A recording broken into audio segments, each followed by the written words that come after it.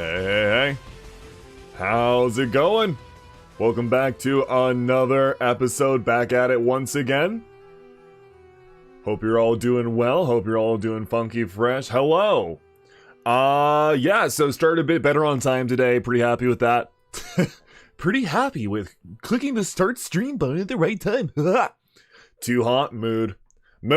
I can't it's so hard to sleep during the daytime anymore. It's so fucking just uncomfortably warm. Even with the AC set correctly, even with my fan on, like, unless I leave my door open, in which case my dogs are gonna barge in and go, ha, ha, ha, ha. It's so fucking warm, dude. I hate it. Anyways, we don't need to suffer now. We've suffered elsewhere. I'm gonna put on this in the background rather quietly. Wish it was hotter here. Yeah, because you're south hemisphere, aren't you?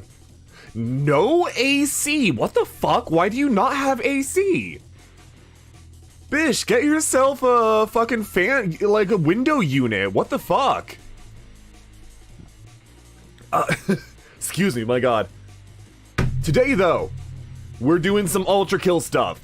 I want to beat Minos Prime today. That might take me a fucking while, but I'm ready to work through it, and I'm ready to get some help, look up some guides, work through that before you're literally to the north. I'm literally to the north of you. Are you? Wait, you're from Portugal, right? I actually don't remember. Where are you from? Is it Portugal? Am I right? Here, I can just look at speedrun. Cyclone. Wait, no. Let me do, user, Cyclone FN. Yeah, Portugal. Wait. Okay. So, I was thinking that... For some reason, I was thinking Spain instead of Portugal, which is, like... Actually, that's more middle of the equator, isn't it? Yeah, I don't know. Where the fuck is Portugal on the map? I actually don't know. World map Portugal. Images. Oh. Okay, yeah, you are slightly to the north of me. Dude, I don't fucking know EU. I don't know country layout. Do you know what the equator is? Yeah, it's the fucking middle of the earth. I mean, if I were to, like, eyeball... So it's hard to tell, like, where exactly the equator is from a flat map. A rounded map would be better, but, like... Oh, wait, Spain's even more north of Portugal. Okay. My geography is not the best. I was thinking Portugal and Europe in general was a little more south. I'm looking at a map now and yeah. Okay. Fuck it, I don't care about anything other than America. Why should I? LMAO, imagine not being American. My window isn't the right shape for a window unit? Bullshit! Bullshit! There has to be a window unit you can fit in somewhere. There has to be. Somehow, someway. NA geography? Why would I need to know anything other than where is Florida, where is Washington, D.C., and where is freedom? Amen. Yeah, all that aside though, before we get into Minos Prime, and hopefully perfecting Minos Prime, if I can tonight, I want to start with something a little different, something a little goofy. So let's hop right into it. We're going to be reading through some negative reviews on Steam. And I just want to point out too, I just noticed this. System requirements, sound card, one that can handle extreme loudness. Recommended, maximum volume yields maximum results, and that's damn straight. Good job, Hikita. Actually, does it say Hikita? Yeah, okay, I was curious how the developers tag there. Excuse me. So, reason this is just something kind of interesting to do is, if we take a look at the reviews, negative 63, positive 11,448. Ultra Kill is legitimately, as I've heard, one of the most highly rated games on Steam.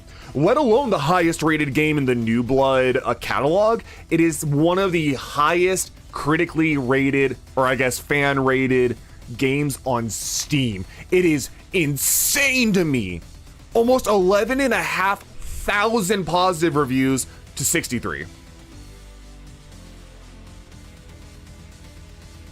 Fix that. Wait, what'd you fix? Not liking ULTRAKILL, the ULTRAKILL bring negative reviews. Thank you. That was me. Oh, I did the wrong then. Whatever. Thank you, I appreciate it. That fucking what people know, people see language and they understand. What the fuck ever. Right, so it's just insane to me. And I'm curious. I read through one review, and my god, we're gonna get to that review. A negative review, that is.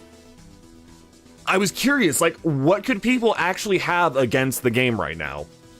I am a pessimist. I am a critic. I am a absolute hard ass, and I will completely fucking always stand by valid criticism. I'll even stand by highly opinionated criticism. I think criticizing video games is what makes them better and allows for growth. And I want nothing but the best. I don't think you should ever strive for anything less than the best experience you can give yourself, and you should want developers and their art to come out as best as it possibly can. So to that end, I like criticism, and when I look at a game on Steam, the first thing I do, one of the first things before I even watch a video, look through the pictures, or read the entire description, I will scroll down to the reviews, look at the most popular ones, and find the negative ones. The negative ones? Good question, Cyclone. Also, hey, Hero. What's up, buddy? The negative ones are honestly, a lot of the times, constructive. They are either constructive or just true. You know, it's not always like they give a solution to the problem or they say what could be done better, but they at the very least, tend to say things that are just objectively problems. Like, I fully believe that. I think Steam reviews are a super underrated tool. There's a lot of games that I ended up not buying because I would go down to the reviews and people would mention problems that you just don't hear about or see anywhere else. They mention parts of the game that are there by design that are bad or I personally don't like. And it saves me so much fucking trouble. So I'm really in favor of negative reviews more often than not. Now, that being said, there are non-constructive and misinformed ones, and I get the idea that's what we're mostly going to find here. One in particular we'll get to soon. So I want to go over a bunch of them with you guys and see what we can find. See how many of these are even real negative reviews, because, penis. Yep, you know what? Completely agree. Good job. Game is too good. Makes everything in my Steam library look like shit in comparison. Why can't more games be like this? It's depressing. So I don't like that they fucking do a not recommended as a joke. I think that's kind of shitty to do. But then again, fucking Dave Oshry replied with sorry, not sorry. So people are dumb. It really is a shame. You know what? That is based and true pilled. Yeah, I'll say it. People stupid all of the time. Every single one. Oh. Did someone? Oh, there's like 2 brand new ones that were just posted. Holy shit. Okay, let's go through the most helpful ones first. And like, you had a bunch that are just not my kind of game. Perfectly fine. That is completely reasonable. I don't think that necessarily warrants a negative rating, but I at the same time, I won't fault you for that. If it's not your type of game and you're mature enough to just leave it at that and admit it, power to you. I wouldn't even mind if you went into detail why it's not your kind of game, but you're clearly smart enough to like recognize that and not just needlessly shit on it. Good job. I like this one. I read a bit of this one.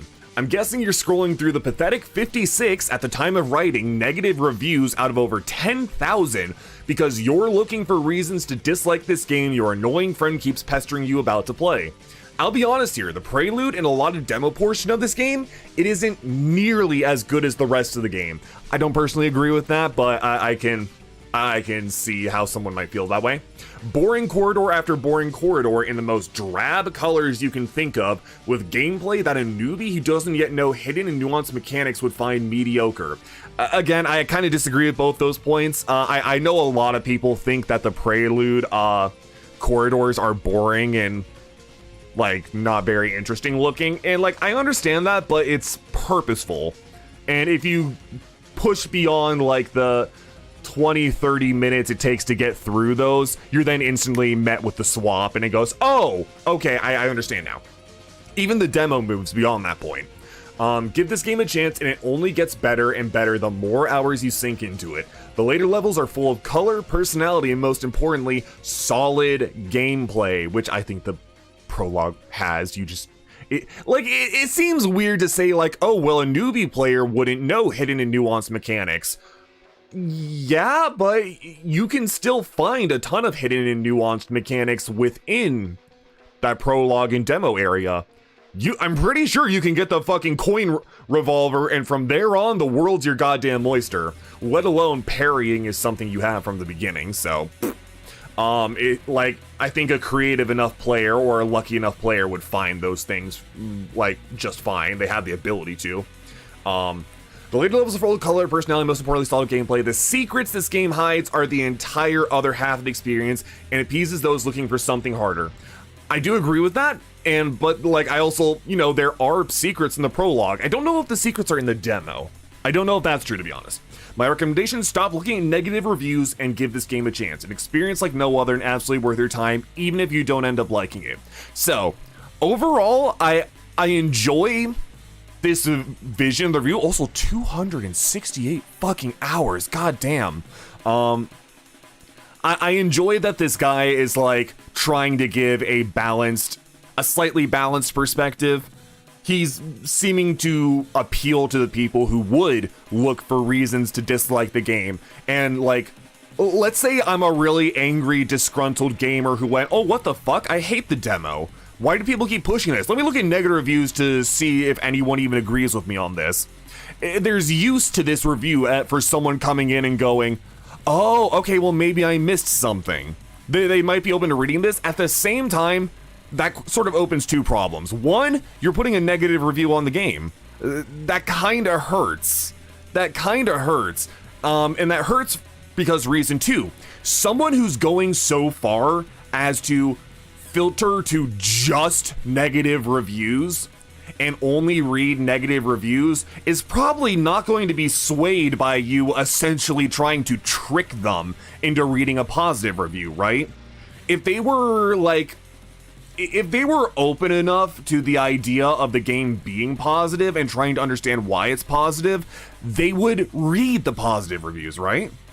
The fact that a lot of negative reviews are bait, or at least looks like it, makes it sound like this is the best game of the fucking decade. It is. And that being said, like, yeah, no, I'm not kidding. This is one of the most highly rated games on Steam. 11,449 positive, 64 negative. It is that good. I truly believe the game is that good, and it's still in early access. It is not even complete. Excuse me. Okay, let's keep going. This game is phenomenal for reasons already explained by other reviewers, and I loved every minute of it, but the main game, as of writing, number 15, 2020, is currently only about 2 hours worth of gameplay, consisting of the first arc of the game. When all 3 arcs are available to play, buy this game, as it is simply too heartbreaking to get the end of the first arc like me, play some of the endless mode, then have all this spare adrenaline left over with nowhere to put it. This game does everything you want it to and more, it just doesn't do it for long enough. This is completely fair. This is completely fair for the time it's been ran. I think by now he should probably come back and update this, or at the very least when the game fully releases, he should update this to recommended, but this is entirely fair. If I only had like up to, Purgatory, I too would be like, no, I want more, oh fuck. Cause yeah, it leaves you wanting. And there's Dave again, sorry to break your heart, come back soon. Which yeah, even Dave is like, no, that's completely fair.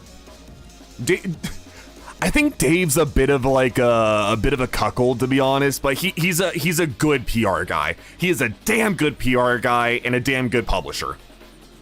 And a pretty good dev from what I've seen. I give him that. Let's check another one. It's extremely hard to put my finger on what does and doesn't work. In many ways, this game delivers a fast-paced FPS experience, but at the same time, its pace potentially holds its own design back.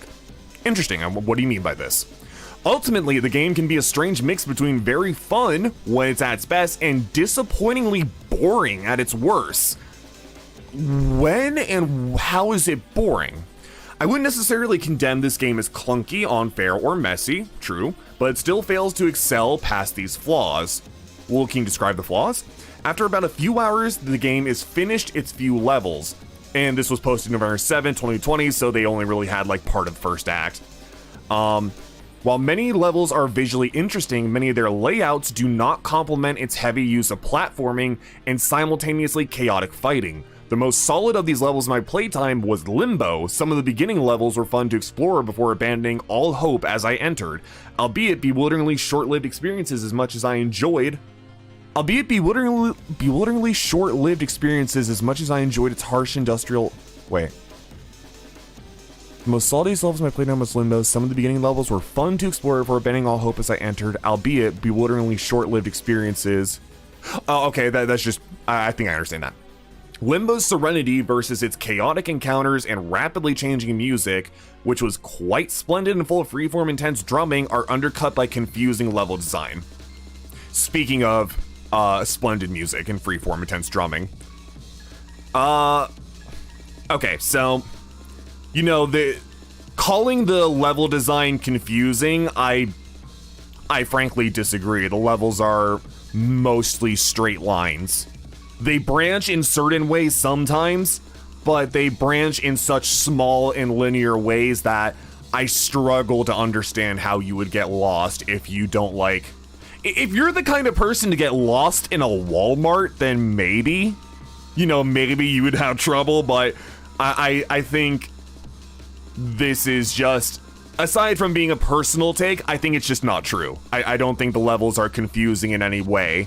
And even the prologue levels where the walls and the floors are all kind of samey looking, I still have a visual map of basically all of them in my head. And yes, granted, I played the levels a fair number of times, but even from the first time I played, I never got turned around. I don't think I ever got like confused or disoriented.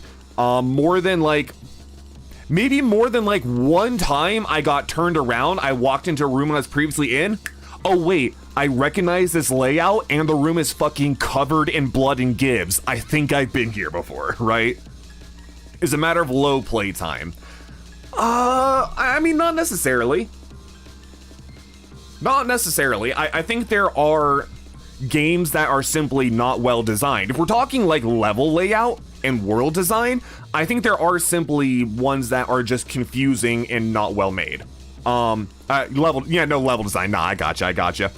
Confusing level design comes down to, are the rooms geographically different?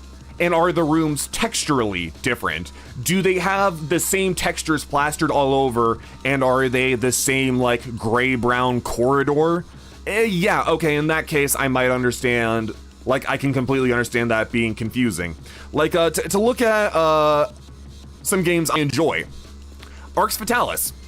Arx Fatalis, to be fair, I think has pretty great map design, but I can completely understand someone getting confused and lost. Because, let's look at this. Brown.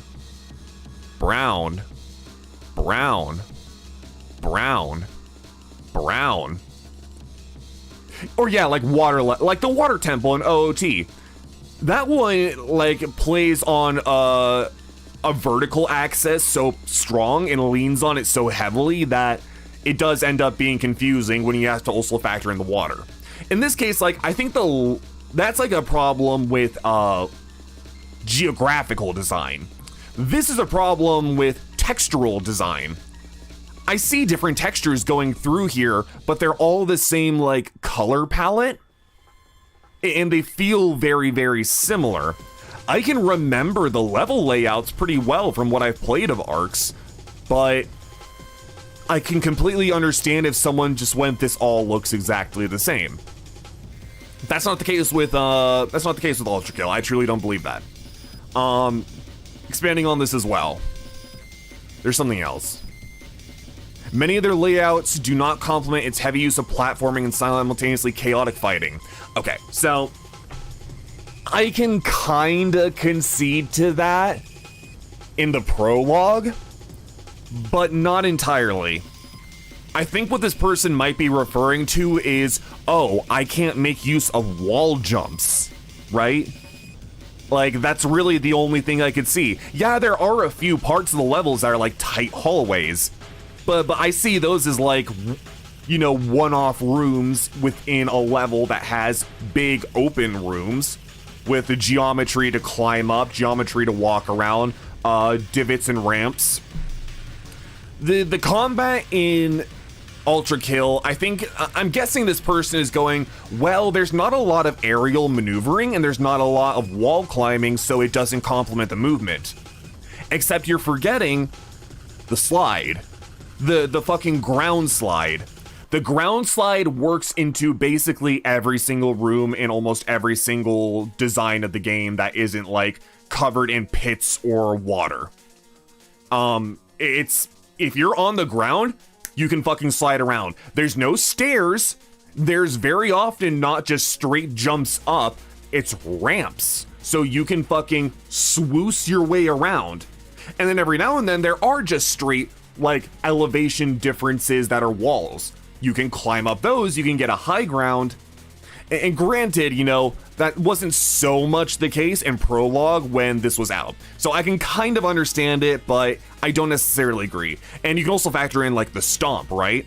With the stomp, you can use that fucking anywhere there's more than like 5 feet of clearance above you.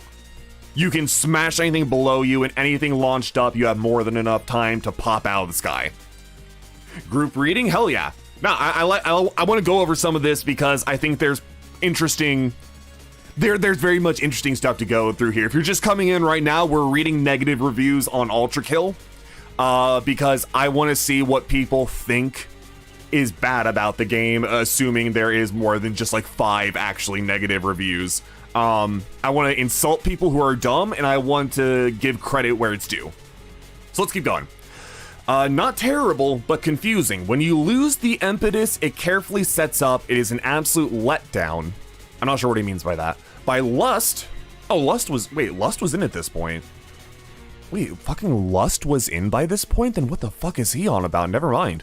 By Lust, I was very enchanted by its strange neon towers, but I started to miss the immediately clear cohesion between themes its previous acts had managed well enough. How is it not a clear theme? It's consistent throughout the entirety of Lust. If Limbo is titular, labyrinthine, and anxiously claustrophobic mixed with false serenity, Lust is downright masturbatory with a bitterly teased blue balls of an end boss. Gluttony is cut short by a neurotically jarring end fight, but while its aesthetics are thoroughly enjoyable and interesting, use of flesh and new bloody body horror, it's ultimately sidestepped and abandoned with more sloppy platforming and very few, if at all, interesting fights. Many enemies become recycled, which is not always a bad thing if executed well and the usage is in some aptitude. I completely disagree with like every single word, letter, and comma and period, and possibly even the apostrophe is put in this sentence, or this paragraph. So... Limbo, I think Limbo, even more than the prologue, is a fucking series of straight lines. You know, minus, like not sheer heart attack. The fucking waterworks level. Aside from that, it's goddamn straight lines. How do you get confused? I don't understand that at all. I'm thinking through the level design right now. It's like, it is all straight lines. And frankly, I think that's a good thing. It's good to the design. I never get confused. Hell, if this guy's getting confused here, holy shit, if he played Act 2, he would need a goddamn GPS locator. He would need to take out a fucking map and sketch out every single room. He would need a fucking walkthrough up on the second monitor. At the same time, he would need like three goddamn scientists behind him tracking his latitude and longitude just so he doesn't get confused. Because God forfend he has to go through the one level in Act 2 where you have the candle, right? Or is that Act 2? I don't know. Not inclusive. Yeah, I don't know. And so Enchanted Blade, Strange Neon Tower starting to miss the immediately clear cohesion between themes. I'm unsure what it means by that, because like the jump from Prologue to Limbo is so incredibly non-cohesive. It's purposefully jarring and different. It's meant to catch you off guard. And then, like, you know, within the layer, it is cohesive. And that's true for Lust as well. It's the same Neon City style world the entire time. The entire time. There's nothing non-cohesive about it in its setting. And then by design, it is meant to be non-cohesive between layers. If you don't enjoy that, that's one thing, but I don't think that is a negative. It's rather intentional, and I think it's a good artistic choice. Bitterly teased blue balls of an end boss. How in the fuck? How in the goddamn shit fuck? French swearing words. Is the corpse of King Minos a blue ball? He is teased the entire time, but you could reasonably, I didn't expect to actually fight him. I thought he was just in giant entity and, you know, maybe there would be a level where I have to avoid him. I didn't think I would fight him and kill him. He is so much bigger and overpowering looking than you. At what point in the corpse of King Minos fight did you go, oh, this is disappointing? He fucking punches me with his giant fist. He has fucking huge death ball that chases you down. I can parry his goddamn fist. That's disappointing. Let alone, like, Gluttony is cut short by a neurotypically jarring end fight. I assume that's meant to say neurotypically. Doesn't neurotypically just mean, like, you know, you are, like, normal, baseline functioning neurology? Let me Google this word, just to make sure I'm not misreading that. Because, like, a neurotypical person is basically someone who doesn't have... Oh, wait, no. Neurotically definition. Oh, is it neurotically? Of relating to or affected with neurosis, no longer used in psychiatry diagnosis. Informal, over anxious. A person suffering from neurosis, no longer used in psychiatric. A person who is chronically anxious. Okay, so it's not, it's related to neurotic. Okay, that's my fault. I've not seen I know the word neurotically now that I'm saying it out loud. I don't think I've actually ever seen it spelled before. I cannot remember ever seeing that spelled, so that caught me off guard. A neurotically jarring end fight in Gluttony. That's Gabriel, right? Okay, if you're gonna say that Gabriel is anxiety inducing, I'm right there with you. I completely agree on that. Jarring? I don't know entirely about that. I mean, it's definitely like a fucking huge spike in difficulty. Neurotypical game design as a complaint is based, though. Yeah, you know what? I'm not gonna disagree. That's basically saying the game is not schizophrenic or bipolar, which, you know, would normally be used as insults towards a game, right? So that might be a good compliment. Interesting use of flesh in new bloody body horror. Sidestep and abandoned with more sloppy platforming.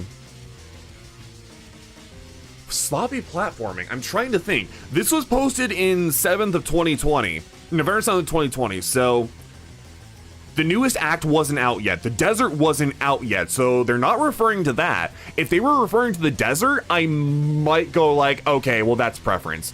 Otherwise, like, what platforming? There's platforming up to Gabriel. Doesn't have enough boobies, dislike. I'm sorry. Have you never seen the the psychic ladies that show up at the end of Act 1? Oh, that's some booba right there. My god. I forgot what I always call them psychers. What the hell are they called? I don't know. Oh, that's more than enough. So, Mind Flare. Yeah, Mind Flare. Thank you. The exception. Mind Flare is the rule. Get it right. So, yeah, I don't understand sloppy platforming. If you don't find the fights interesting, I guess that's your opinion.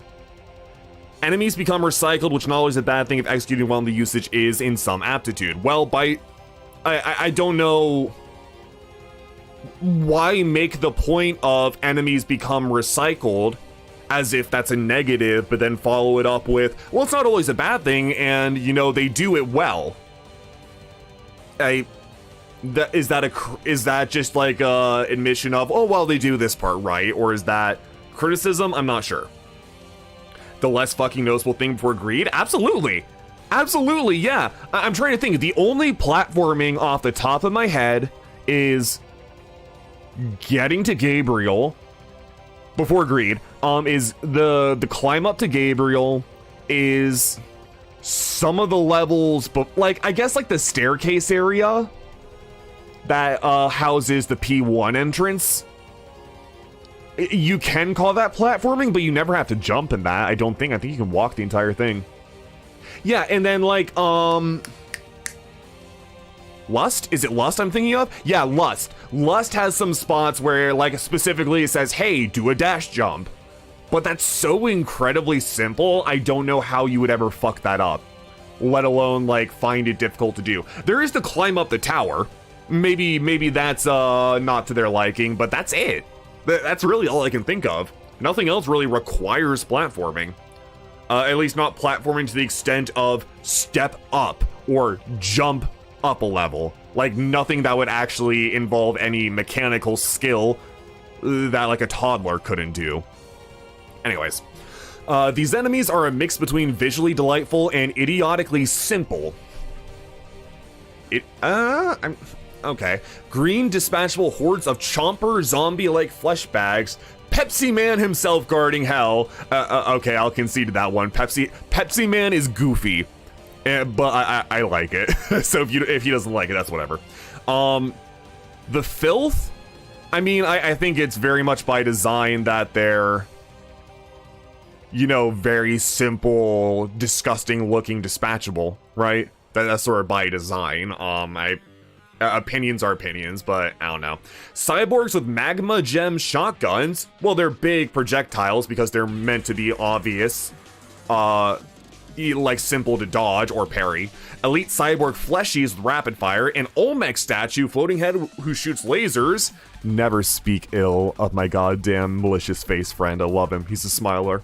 A green neon corpse who shoots hovering missile skull coins and bullet sprays. If you're gonna call that idiotically simple, then I don't know what's up with you. The enemies are constantly reused, which is a blessing and a curse, which gets worse over time, as they can perhaps be fun to fight, yet very easily killed and fruitlessly underwhelming. What difficulty were you playing on? If you're playing on easy, then maybe that's true, but that's your own fault. Violent, I never found them easy to kill and fruitlessly underwhelming until I had way more experience under my belt. Many favorite encounters being V2 and Swords Machine are reused a few times as secrets or in a reference to each other. V2 is only a single fight. You never fight V2 again until Greed, so I don't know what the fuck he's on about. Swords Machine is used one other time as a secret encounter, and then there's the double Swords Machine as a second secret encounter. I don't think that's bad though, because they actually swap it up. And the first secret encounter you have with Swords Machine actually has an effect on the second main encounter. They're also one of the few times which are melee oriented or at least focused. Is that a good or bad thing, what they're saying? I don't know. At the time, I left out the floating purple eyeballs and the shellfish boss. Floating purple? You mean the drones? Filth is just green dude with no hands. Yeah, I mean, that's sort of by design. We need more V2 encounters. V2's fucking dead. Actually, I'm gonna call this now. I'm gonna call this one now. King Minos is the P1 fight, right? and you're basically fighting him long after he's dead. You're fighting his ghost, essentially. Who just died at the start of Act 2? V2. V2 is going to be the P encounter. Purple Eyeball, I think they were referring to the drones. I don't know why they're referring to the drones or how they see them as purple eyeballs. I guess they're blind. V2 is a machine dough? Doesn't matter.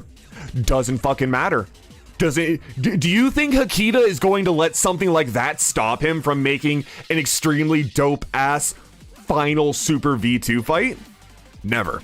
And the Shellfish boss, which is Hideous Mass, which were likely some of the more forgettable enemy and boss encounters. However, the Shellfish boss... Well, this is a fucking long run on parentheses. I don't know how... I'm calling Hideous Mass forgettables weird, and... well, you see, this is weird. They're saying there's like a very small amount of enemies, and yet at the same time, you're saying it's forgettable.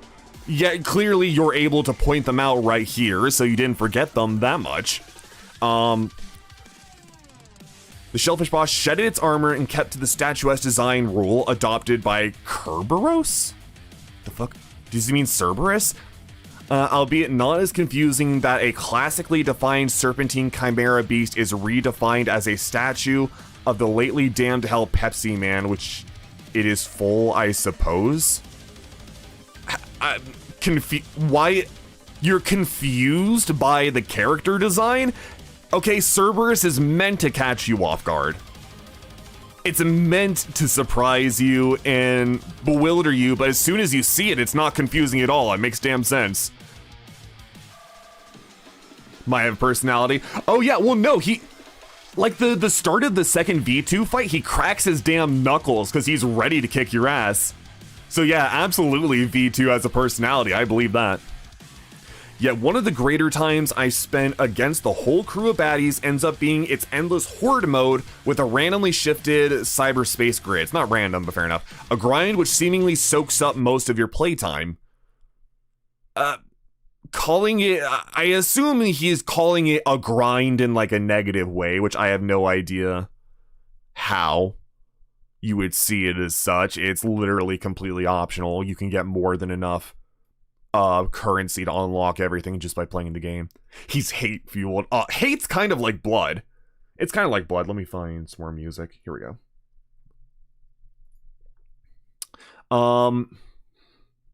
And like, no, the cyber grind is completely goddamn optional.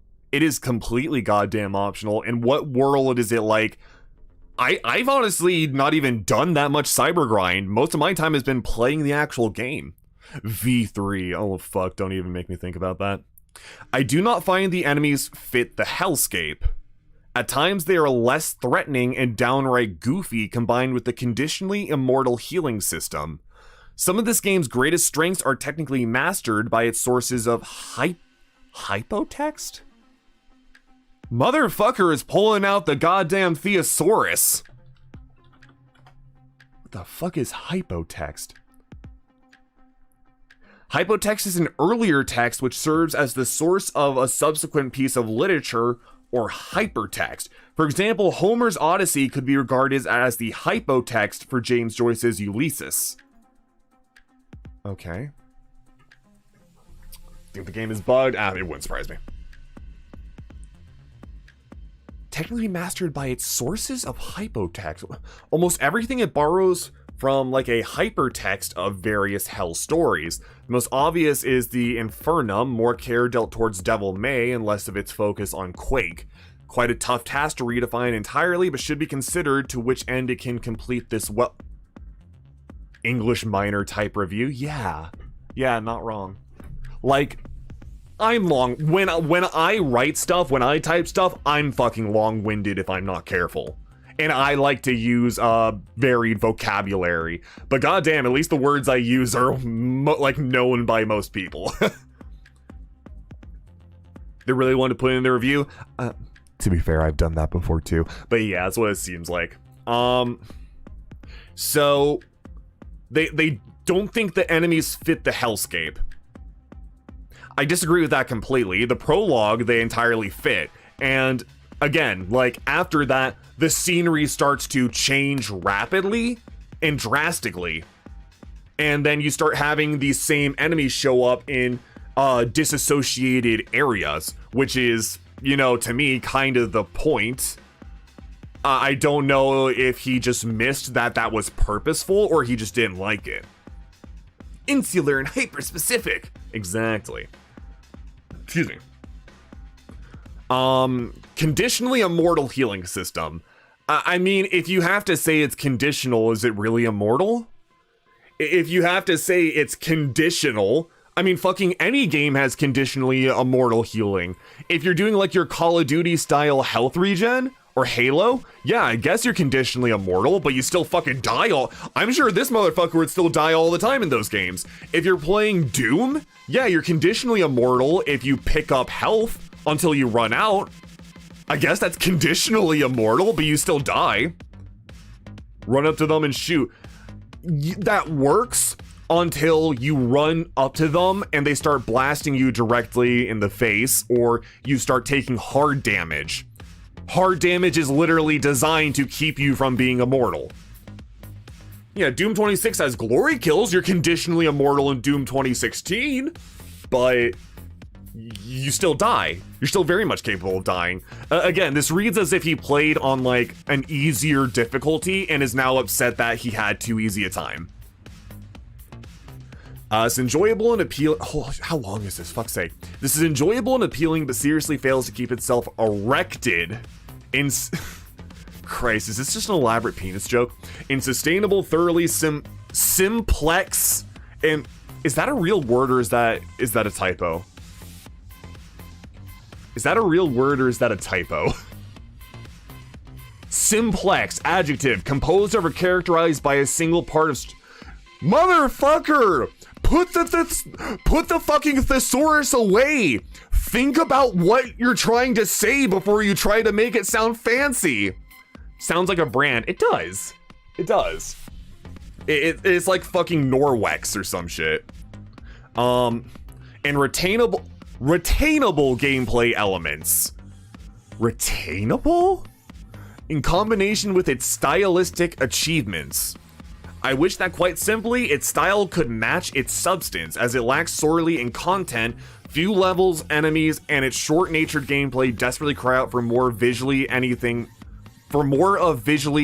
more so. For more of visually anything more so.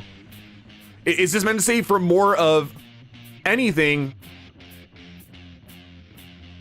What a fucking weird way to structure that sentence. Yeah, for one, it's in early access, and someone else above made a review basically saying, I fucking love this game, but it's not enough. So to that end, I can sympathize with them saying there's not enough content here, because I'm of the opinion that even if you release your game in early access, it should have enough content to be enjoyable. Currently, I think that's true for ULTRAKILL. Maybe at this time, I would have agreed with him on that, but currently, I think this game has enough. But yeah, no, I'm not gonna like shit on someone. Oh, it's early access. You can't criticize it. No, they put it on the fucking market. You paid money for it. You should want an experience. If the developer isn't ready to be told there's not enough, then they shouldn't do early access. Simplex will rewrite them for you. Yeah, it sounds like a fucking typing software. It would benefit from fan-made levels and scenarios, as its content is sourly lacking for what is priced. I can agree. Well, I don't agree with the price, but I can agree fan-made levels and scenarios would be great. Especially as an early access product that feels very incomplete. A modding community would seriously bring this game to a whole new level, despite any intention not to do so. I don't know what he means at all by this, but I agree a modding scene would be amazing and modding tools would be more than welcome. This might even be New Blood's biggest disappointment in some time.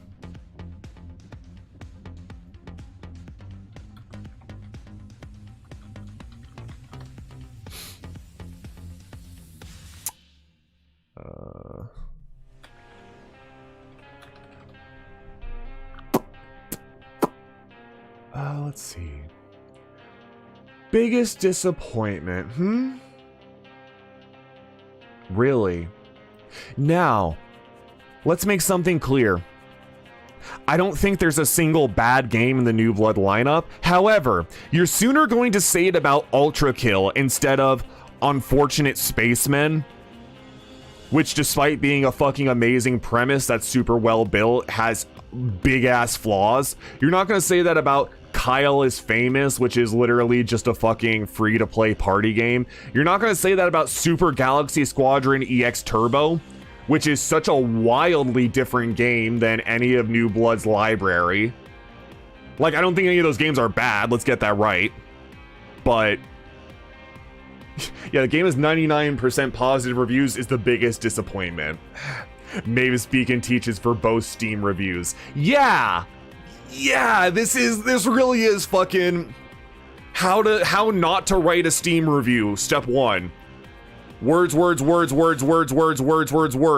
Granted, a long review can be well done, but if you're not going to make it exceptionally well written, fuck off. Stop.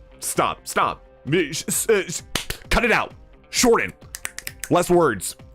People don't have time to read all this unless they're doing a funny like me. Where was I? This might even be New Blood's biggest disappointment and even their worst game in the catalog, with every other FPS published being more enjoyable, lastable, and memorable than. I disagree. I think a Medieval is not nearly as good as this. These criticisms absolutely can be overcome, but it will take some major time and effort of reflection, and an openness to design value I am finding is consistently and deliberately ignored, whereas compromise rather than denial could help its guidance. Do you know what he's saying when he says this? When he says openness to design and feedback is ignored, do you know what he's saying? He's saying he went to the Discord and made stupid fucking requests and said stupid shit and got told to fuck off. Let me tell you, the fucking ULTRAKILL Discord and Hakita is one of the most active, goddamn involved communities for a game I have ever fucking seen, let alone New Blood games in general being really active with their communities. I have like never seen a game dev that talked so much and just had casual conversation with their people, with their audience, and learned from their audience. Have you ever like seen the Herd Messiah videos on ULTRAKILL? A lot of like, fuck's sake, dude. So much interaction. You can tweet goddamn anything with the word ULTRAKILL in it without tagging anybody, and the ULTRAKILL Discord will like it, short of like stream announcements like I do. So if you think they're not, so when he says, oh, they're not listening to guidance, he means he's not listening, he's being ignored. That he means that Hakita is fucking ignoring him. Retweeted based. Yeah, he died on easy mode and wrote a book. That's really what it feels like. Maybe he didn't even die, he just fucking played easy mode and didn't have a good time and is surprised. I can't say whether or not to play this game, and it took a long time to personally reflect on. It took a long time to fucking read this, buddy, on its design and any problems thereof, and at times I do not like to see it completely immune to criticism as it can seem. It's not fucking immune, you're just wrong. There are legit criticisms, these are not it. Internally and externally, what's the fucking difference? As many aspects of suggestion are ignored or derisively mocked. These are not suggestions, these are baseless criticisms that are, in and of themselves, ignorant. You have clearly not, like, it is possible to play a game wrong. You have gone through the game and ignored parts of it. You have missed things that happened, and it seems you played on an easier difficulty, giving yourself a bad time. Again, this is, I got made fun of for asking to have a rocket launcher added. I got made fun of because I wanted multiplayer to be added. Shut up. Played on lenient, died on Swords Machine, yeah. Subjective reality review. How can you putting an ice cream shop in Dark Souls? That's what it seems like. I have felt that its predecessors have more to enjoy than itself. Okay, for one, you're comparing games that were developed by completely different people. And in this way, wish to see it borrow more true to its sources of inspiration. Oh, you're referring to Quake and DMC. I disagree, but whatever. I understand the music and tone are its biggest emphasis and well of inspired efforts. Do you mean well off? I don't... I guess? And this is clearly a passionately made project, but it couldn't hurt to open the game's functionality and direction towards honesty and self-criticisms. This isn't a masterwork, wrong. It is but a work in progress after all and should be given room to grow, especially in early state of release. Yes, it should be given room to grow. It should be open to criticism. It is open to criticism. You're just fucking stupid. I know it might come as a surprise, but I still seem to find myself thinking about how much I didn't enjoy the fatty bits, not against what I could swallow and chew. Please stop making metaphors. Never make a metaphor again. Just turn that off. I wish this game a good chance at betterment, and this should not be my final judgment. I do wish to see improvements from its early access state of development, and hopefully in time I can write about this change of heart too. Yeah, fucking any day now, buddy. Any day now, come back. And he's probably gonna have comments turned off. This is, of course, blood-deep irony in its pride and something of sacrilege, not... Motherfucker, you're not Saint Peter. You're not fucking writing the Book of Psalms. What is this flowery prose? This reads as you're so up your own ass here. I hope sincerely you'll see a better future if it most certainly allowed to be flourished, even if I am a naysayer as of yet. I do wish to be a yay-sayer eventually. I think it might need some time of its own structural hellion. Okay, well, props to you for at least being open, by your supposedly being open to a change of opinion. You're not gonna sit there and just cross your arms and say it's never going to get better. Fair enough. Fair enough. Now, that's a good point, Blue. Number one, what improvements need to be made? Not every review and not every bit of criticism needs to be constructive, right? It just doesn't. Like, you can say something is wrong and not have to give a better alternative. You can just say, I don't like this, and that's completely valid. However, you're going to go into so much fucking detail, you're clearly like, you clearly seem to love the smell of your own opinion and your own words, so do you not have any specific thing to say that it could do better? He's gonna become a rant YouTuber, no! Dude. If you don't like the game, that's fine. If you don't agree with some of the design, that's fine.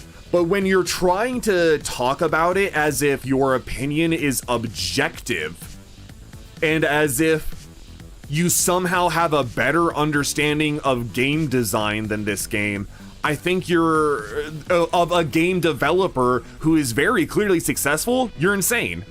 You're insane. If you have your own opinion, share them, but stop, like, trying to act as if the developer is ignorant and ignoring you, and the game is above approach. Is it possible? It's possible. It's just a good game, maybe. Hey. Twitch New Blood Praiser called me. I feel like someone would put that as the title. I'm not even a New Blood Praiser, dude. I played... Actually, what have I played of theirs? I love ULTRAKILL. Dusk is pretty good, and I wish Unfortunate Spacemen had a better community. Like, fuck, dude. I'll say, like, yeah, they've not put out a bad game yet, but goddamn, yeah, I can believe someone would do that. And of course, comments are disabled. Comments are disabled. Go fucking figure. And this is where I take a look and see, okay, what are some games you enjoy?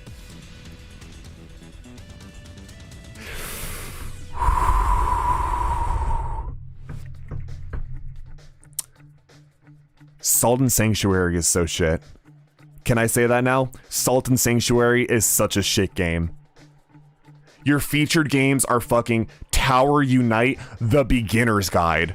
Pirates and Vikings and Knights 2 is actually pretty based, but holy shit, dude. Game set to private, yeah. I have a couple of games like that. My complaints feel objective, but I might just be fucking stupid.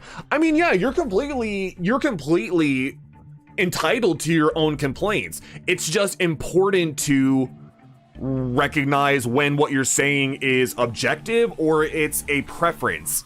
And even if you don't get that right, just be cool about it. Don't be a fucking prick. No, I'm not becoming a Persona reviewer. Shut the fuck up. I would like to change my opinions, turns comments off. Yeah, there we go. Okay, I agree. This is perfection in endless song in game. I agree with that. Post Void is fucking mwah. Post Void is a fucking fantastic game. But here we go again. They just write flowery prose instead of like a real video, or excuse me, not video game, a real essay or a real review. Here we go again. Sunset Mall. This is a fucking meme game. It looks okay, but it's a meme game. They like Cruelty Squad. That's fair. And again, it's flowery prose, flowery prose, flowery prose. Words. Sub Rosa. Interesting. That game is kind of meh. Not liking Rayman Legends, what the fuck? Okay, no, they just don't like Uplay, that's fair. Like, overall, I think they seem to have okay taste in games. Okay taste. So I don't think they're just completely fucking stupid, but... Think he's the next Token. Yeah, it's what it feels like. And like I said, I've been guilty of words myself. like I posted on Discord yesterday. Hold on. Let me give you a brief spoiler. I wrote this in one night yesterday over like 4 or 5 hours. Oh wait, why'd I close it? There we go. I wrote 4,735 words, 26,256 characters. I wrote all of this in about 3-4 hours. Trust me, I understand words. I'm there with you. But I don't resort to flowery prose or pretending that I'm somehow smarter than anybody else. That's just how I see it. Just something, all I can say. Yeah, might be. Oh, might be a little bit of the braintism, don't worry. That's why he's so flower. It's Canadian. Poor thing. Let's go on some others now. Let's move off from this novel and work on. Despite the fact I love Quake and DMC, it just doesn't click for me, and I have zero clue as to why. Not knocking the pure craftsmanship that's ULTRAKILL, but it's not a game for me. Good. That's completely fair. You're fine to say. That is a perfectly good review. I'm a huge fan of the Medieval and Dusk, so I was really excited to try this. Well, you went in with bad expectations, but honestly, it's not clicking for me at all. There are a few obvious problems that I honestly don't get how other people aren't commenting on them in reviews here. Here are a few. Okay, I'm ready. I'm ready for actual criticism. Let's go. Edit. The developer responded to these concerns and made clear that the 2 big ones are going to be fixed in the future, which is great. I'll definitely give it a try later on. Cool. Just insert mods on it. They haven't even touched on mod single player. Nice. I've never played Quake myself, to be honest. First, the weapon variant, you're using resets when you switch your weapon. Okay, yeah, that's been fixed. There's a setting for that now. Second, it's extremely hard to tell what can and can't be blocked and reflected in this game. I beat the prologue boss twice without ever figuring out if I could reflect his dash attack. No consistent marker means you can block this. There very much now is one of those, and on top of that, I think figuring out what you can and cannot parry is kind of fun. Beyond that, it has a real rogue-like feel. What the fuck? You're looking for interconnected open areas that make up Dusk or a Medieval. This is much more like a series of time trials in cramped, nondescript locations that all blur together. It's fucking hell. Yes, that fits. It feels honestly procedurally generated, fuck no, which sucks because I love the art style so much, but just feel like it's not being used here. This was posted on October 15th, so by this point, Lust layer was out. The Lust layer was out, so I don't know how. I have no idea how they can say that. You can maybe levy that against the prologue, but even then, every room is so different. Every room is so fucking different, dude. Quake 1's a hella good game. I believe it. Yeah, I need to get around to it at some point. 16 minutes on Flesh Prison, then no skill parries. Yeah, I believe it. So, yeah, I'm baffled really why this is getting the reception it's getting. I'm glad people enjoy it, but be warned that it's got some serious flaws. Okay, so what I'm curious about is they, by their own admission, realized, oh, this entire part of my review is entirely null and void. And now my only problem is I don't like the feeling of the space. And I'm baffled why people like it. There's like a million other things that are probably just fine, but I don't like the space. That baffles you? Okay. You also only played less than an hour, so in the trash. Let's see what the response was. An option to have the weapons remember your last used variation is planned, but has not been implemented yet. All projectiles are parryable except Minos' black hole, since that wouldn't make any sense. But hit scan attacks such as beams are not. Some melee attacks are also parryable. The level design does vary between layers, but for the most part is purposefully very linear in order to keep downtime between encounters to a minimum. The levels are designed more like an obstacle course or a series of challenges than a real space. ULTRAKILL is all about killing fast and stylishly, and having moments where players are lost or looking for a key/door, while their style meter is ticking down the corner would just be a buzzkill and wouldn't fit the specific game's pacing momentum. Completely true. Completely fucking true. Again, this probably stems from the fact that they're like, oh, well, this is going to be like a medieval in Dusk, where it's a sort of semi-realistic, semi-sensible world where you have to explore and look around and move slowly. No. This is called, like, read the name of the game. Fucking read the name of the game, and it's all caps, red metal font. It's called ULTRAKILL. ULTRAKILL. Do you think this is going to be a game that is concerned about interconnected, like, spacious design? No, you kill ultrally. That one sillied me. Let's keep going. Okay, it's a shit post. I'll read the criticisms, then read the edit. The level's feng shui. The feng shui doesn't flow through here correctly. The door is facing the wrong direction. It's facing south in hell, even though my compass doesn't work down here.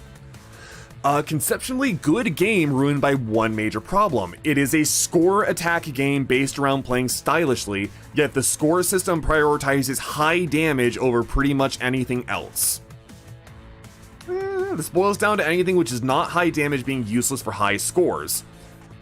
Why is that a problem? There is, like, nothing does low damage. Nothing in this game does low damage short of just straight up meleeing someone, which is not only not stylish, but stupid and not fun. I can't think of anything in this game, and this was posted July 30th this year.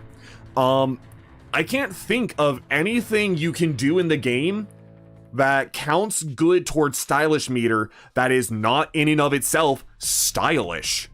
Like, why do you want low damage, grindy ways of getting score? Because to me, like, hey, if you have something where it's like, oh, this does super low damage, but a lot of style meter, for one, it's probably not going to be fun to do and not rewarding because it's not getting you through the fight. It's just getting you score.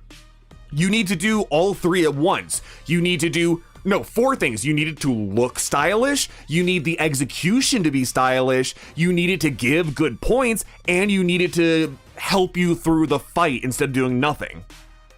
Yeah, parry shotgun blast, explode, parry, air shot, headshots, coin shots, ultra ricochets. Fucking anything. Hell, you can do just about anything, and if you're just jumping through the air with the 3x multiplier, you'll get places. No shit. Like, no joke. It's really not that hard to get a good score. An S ranking score, it really isn't. And I'm kind of okay with that. I almost wish it was a little harder, if anything. Low damage, high damage also conflicts with the time trial aspect. Exactly, yes. The game is meant to be obstacle course time trial. So if you had to stop and slow down to get points, that would conflict with the fact you're also against the timer. Yeah, every weapon to be Doom 1-2 pistol. Fuck that. Fuck any weapon that is useless and not fun to use. Why would you want something that is not fun to use or something that is not effective? There is no utility for the nail gun since maintaining score is pretty much a non-existent mechanic due to the balance issues. And I don't understand how that removes utility from the nail gun, but okay. And there's no use for the rail cannon or pistol since the shotgun is just objectively superior. Wrong, and that is wherein the true problem with this game lies. Okay, so I'm definitely a big proponent that shotgun propelling shots or projectile boosting is maybe a little too strong. Maybe a little too strong. That being said, it is by no means just better than the others. By no means. I can only assume this person didn't experiment and didn't find better ways to use stuff, which is, you know, just their own fault. The shotgun may not do the most damage in every situation, so by your own point there, it's not objectively superior, but the meat shot can get you ultra kill with 1 kill in some instances. And it's so fast to pump out that it keeps the score maxed out as long as you keep shooting.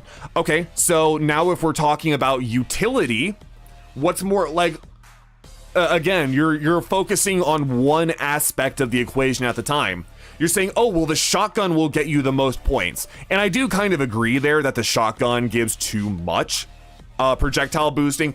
It should do a Bayonetta style system where the more you use of a specific thing over and over and over, though it starts getting diminishing returns. That's what Bayonetta did, and I think that's for the best. It's slow and weak, and Doom is otherwise a pretty fast-paced game, so the pistol makes no sense. Exactly, yeah, exactly.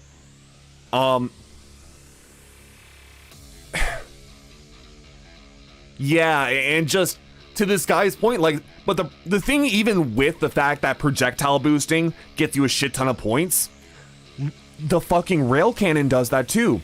Nail bombs do that too. Fucking setting enemies on fire with the nail gun overcharge does that. The fucking coin gets you hella points. Fucking years and years worth of points. In what world does it not? Again, he's, I believe July 30th was before the greed layer came out, but what I'm saying is still pretty true. If anything, before greed layer, before the nail gun nerf, I don't know if this was before or after the nail gun nerf, the nail gun was OP. Yeah, what about just don't use it? I mean, okay, so if something is super powerful, and if something is like objectively better in a video game, it becomes hard to me to say, oh, just don't use it, forehead, because, you know, it's sort of like saying gimp yourself to find your own fun. The game should set up the fun for you. The game should give you the tools to have fun and not give you tools to not have fun, right? So I don't think that's always fair to say, but at the same time, it's like, it's true. It's true. If you find something not fun to use, don't use it. Just use worse weapons. Yeah, like that's stupid. That bullshit is stupid. Just gimp yourself to make things harder. If you want to like do challenge runs, or if you want to just use something you enjoy, even if it's objectively worse, or objectively like bad for the game, that's fine. That's fine, but it's like, I feel like that's a weak accusation to make. And yeah, just overall, it's like fucking any gun is viable. Just because you don't know the utility doesn't mean the utility is not there. Where are we at? Due to this, the game boils down to meat shot, jump, meat shot, jump, meat shot, jump. Yeah, if you're playing like a fucking boring loser, I suppose you can get away with that. This also, but that's not going to be efficient or fun. This also synergizes with the pump charge variant, which just makes your score bonus even greater. This is made even greater when you realize that bosses can be killed by going full gorilla mode and just spamming 2 pump meat shots on them. If you're fucking slow and boring, sure. Everything ends up boiling down to this. It feels as if this is intentional almost, especially by the point in the game where you get the whiplash and just start, oh wait, no, this was greed layer. And you just start pulling enemies to you for free HP constantly. Yeah, the words get good kind of would fit. This would be...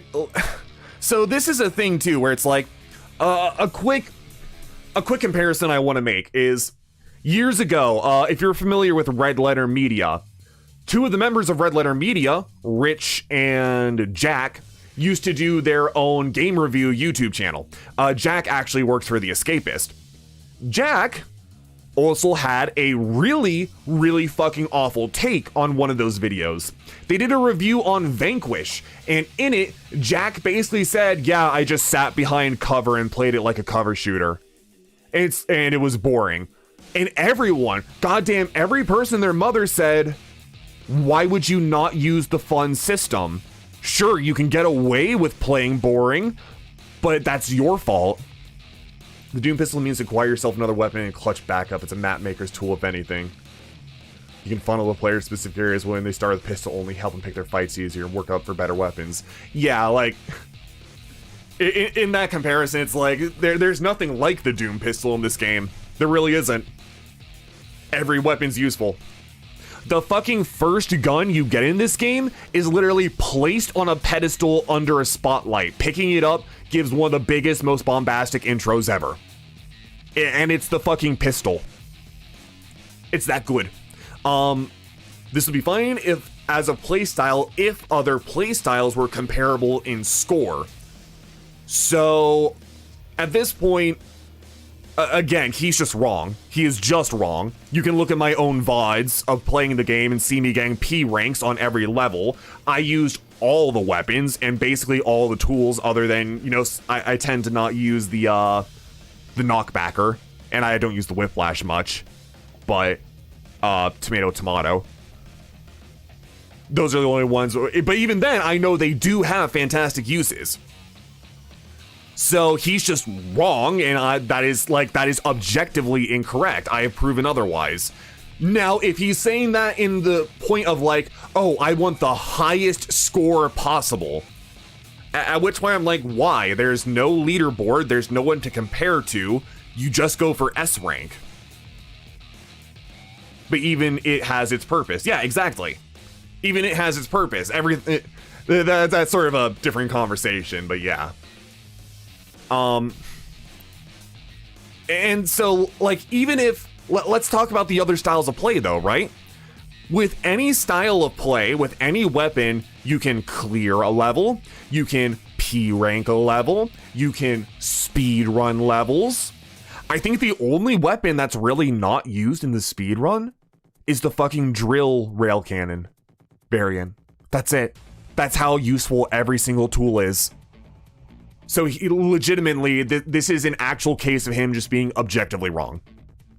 I have tested it and will continue to test different weapons and variant combinations, but nothing comes even fucking remotely close to the meat shot consistency or score. It actively harms the game and its mechanics. Playing stylish is not fun when I am not rewarded for it over actual spam. Now let's read Hikita's response.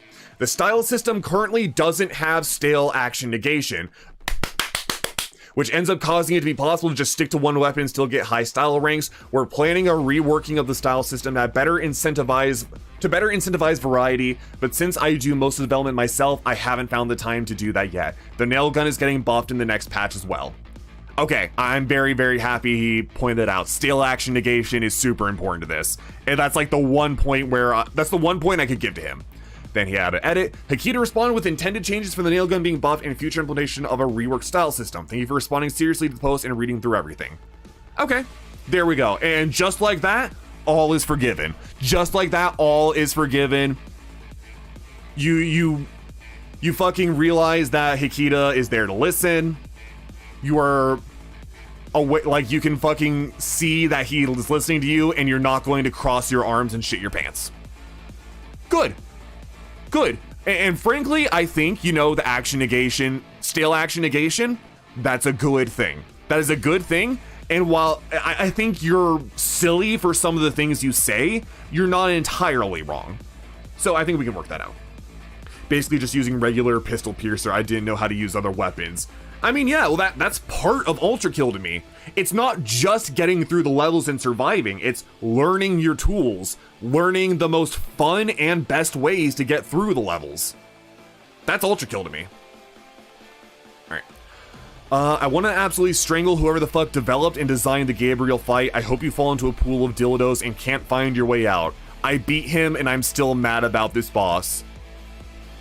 Fucking cope. Seethe. Fucking ass blasted. To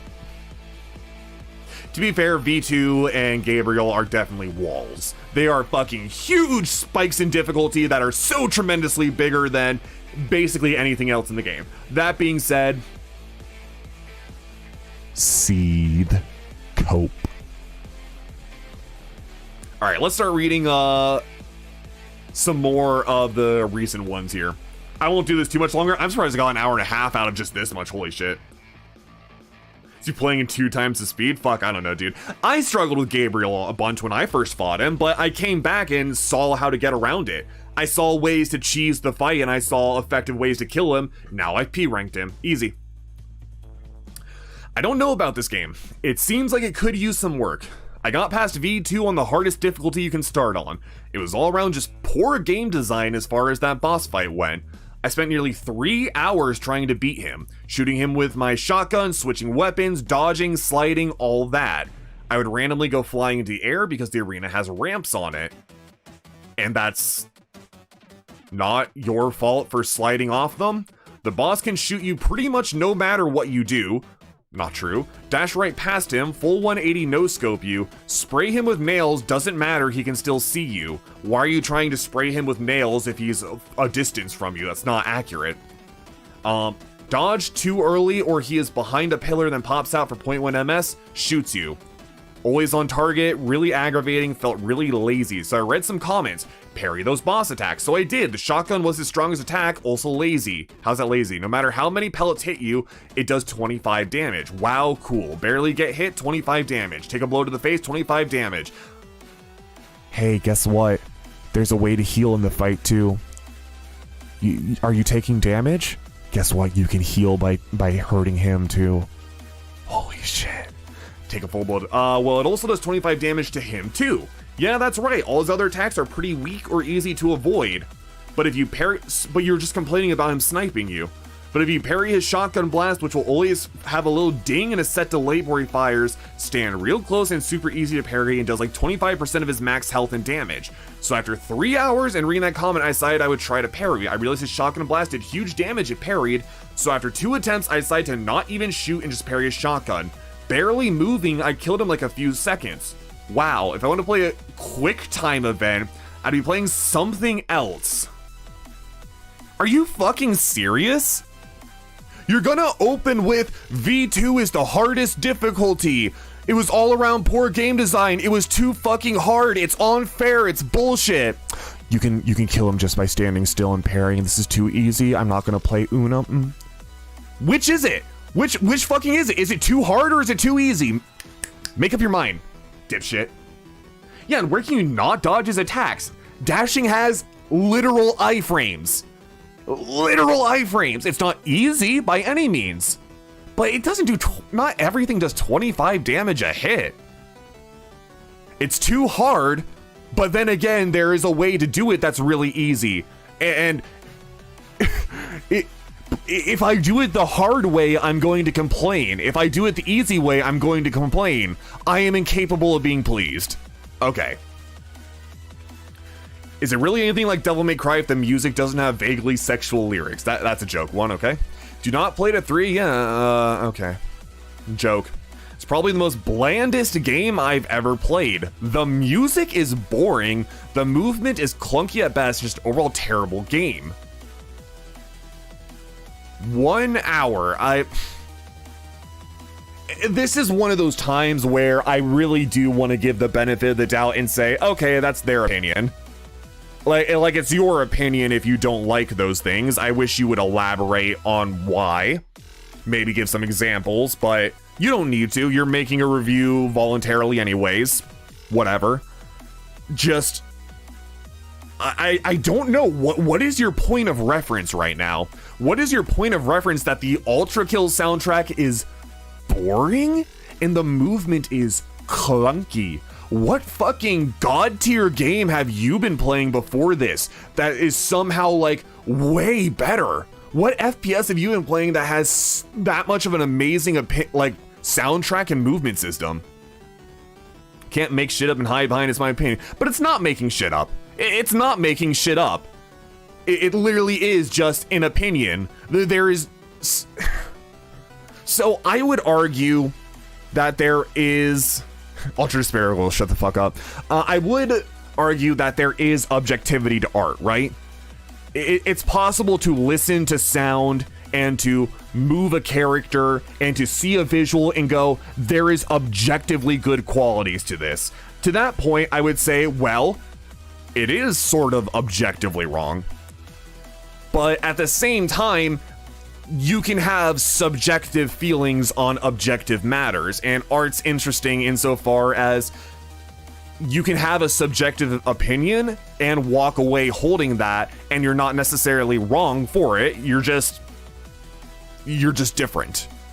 Many people would disagree with you, and there are objective matters that would disagree with you, but this is simply your opinion, and it's not really possible to argue, right?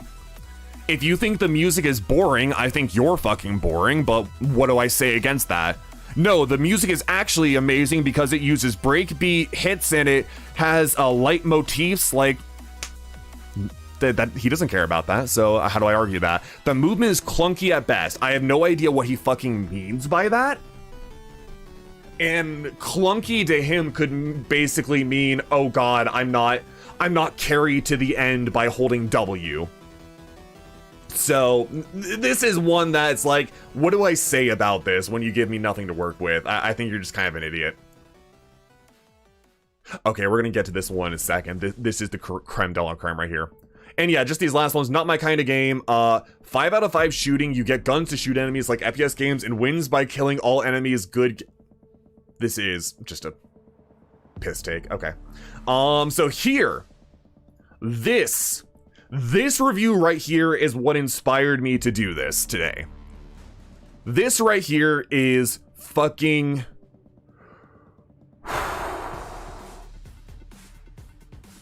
Can go zoom from anywhere. Exactly. Wait, GTTOD. I don't know what that is. I don't know what that acronym is. Anyways. Let's start. 1 found it helpful. 9 funny. 6 gestures. 1.1 hours. Posted August 1st, a few days ago. Or 9 days ago. Updated the 2nd. Oh, get to the orange door. Yeah, no, that game looks really fucking fantastic. Another book publisher, it gets worse. This is a book publisher who doesn't even care. There are a lot of good things about this game, but a handful of problems that make me not want to play it. Oh, by the way, product refunded, remember that. The Steam hours doesn't actually reflect the real hours I played because I went into offline for it to stop tracking so that I would have the option to refund it still later. You're an actual fucking piece of shit cunt. I don't care what game it is. I don't care if it's a goddamn scam game. If you buy it and you put that much time in, you shouldn't be able to refund. I don't fucking care. Like, stick by your purchases and decisions. Not only is this just a goddamn horrible abuse of the system, but this is also fucking... This is more harmful than piracy. This is actually putting money into the developer pockets and then taking it away. I'm pretty sure the developers actually lose money too, more than they gain from the initial purchase when you do this. I would rather this person have just pirated the game. This is so fucking incredibly scummy, and anything you say from this point on, I don't care. I want you to die. You're a fucking piece of shit. I don't even care that's ULTRAKILL you do this on. Any game and you're a fucking piece of shit. Frankly, I think Steam should fucking like put penalties on the account or fucking revoke their account or some shit. Because they're clearly subverting the system in a way that is harmful to the like monetary gain of the company. How Steam is not taking action against them, I don't know. They should not be allowed to buy games anymore or some shit. I truly believe that. One is the secret/challenge system. I think having a large cut of content behind secrets that most people will have to end up Googling the walkthrough for is just bad design.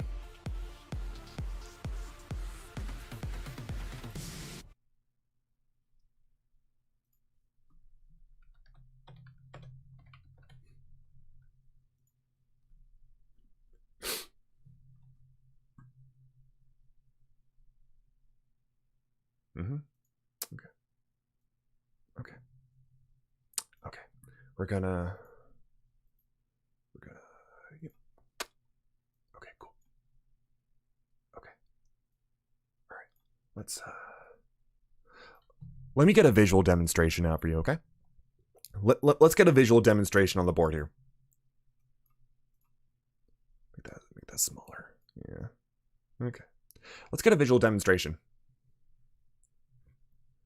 Here, I'm not an artist. Bear with me. I'm not an artist. Here is me. That arrow's pointing a little to the side. Here's me. Here's me. You can see my brain. It is wrinkled. It is bulging. My IQ. Oh, I drew 19. Hold on, let me. My IQ is 500. Okay? Now, not everyone can come to here. That's fine. That's fine. Let's take a look at a slightly more normal person. See if I can draw a skull shape. Here is your average Joe. You're a cool dude. Ignore the fact that his head is kind of lopsided. He's got some wrinkles. He's got a few wrinkles, you know? This is like your IQ, this is your IQ like 120 or some shit. I don't know how IQ actually works. It's just above room temperature. Here's this reviewer.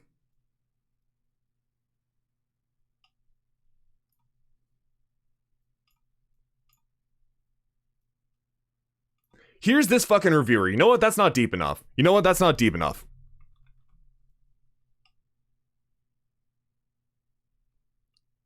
Oh, that's so lopsided. God damn it. There we go. Add an extra divot there.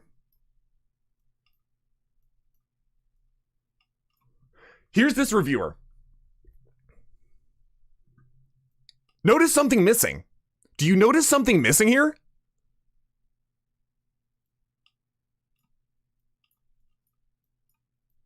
Do you notice something missing? Hold on. He has no fucking brain. He has no fucking brain. He has no fucking brain. Whoa. Whoa. There's just nothing there. It's a fucking black hole. It's a goddamn black hole devoid of anything. Let alone anything of worth. Just completely caved in. This man has legitimately said that, for one, hiding content behind secrets is bad. Now, if it was a large cut, you could maybe have an argument there, but even then, that's not entirely true. There are games that are simply designed to be secretive. Have you ever seen Frog Fractions?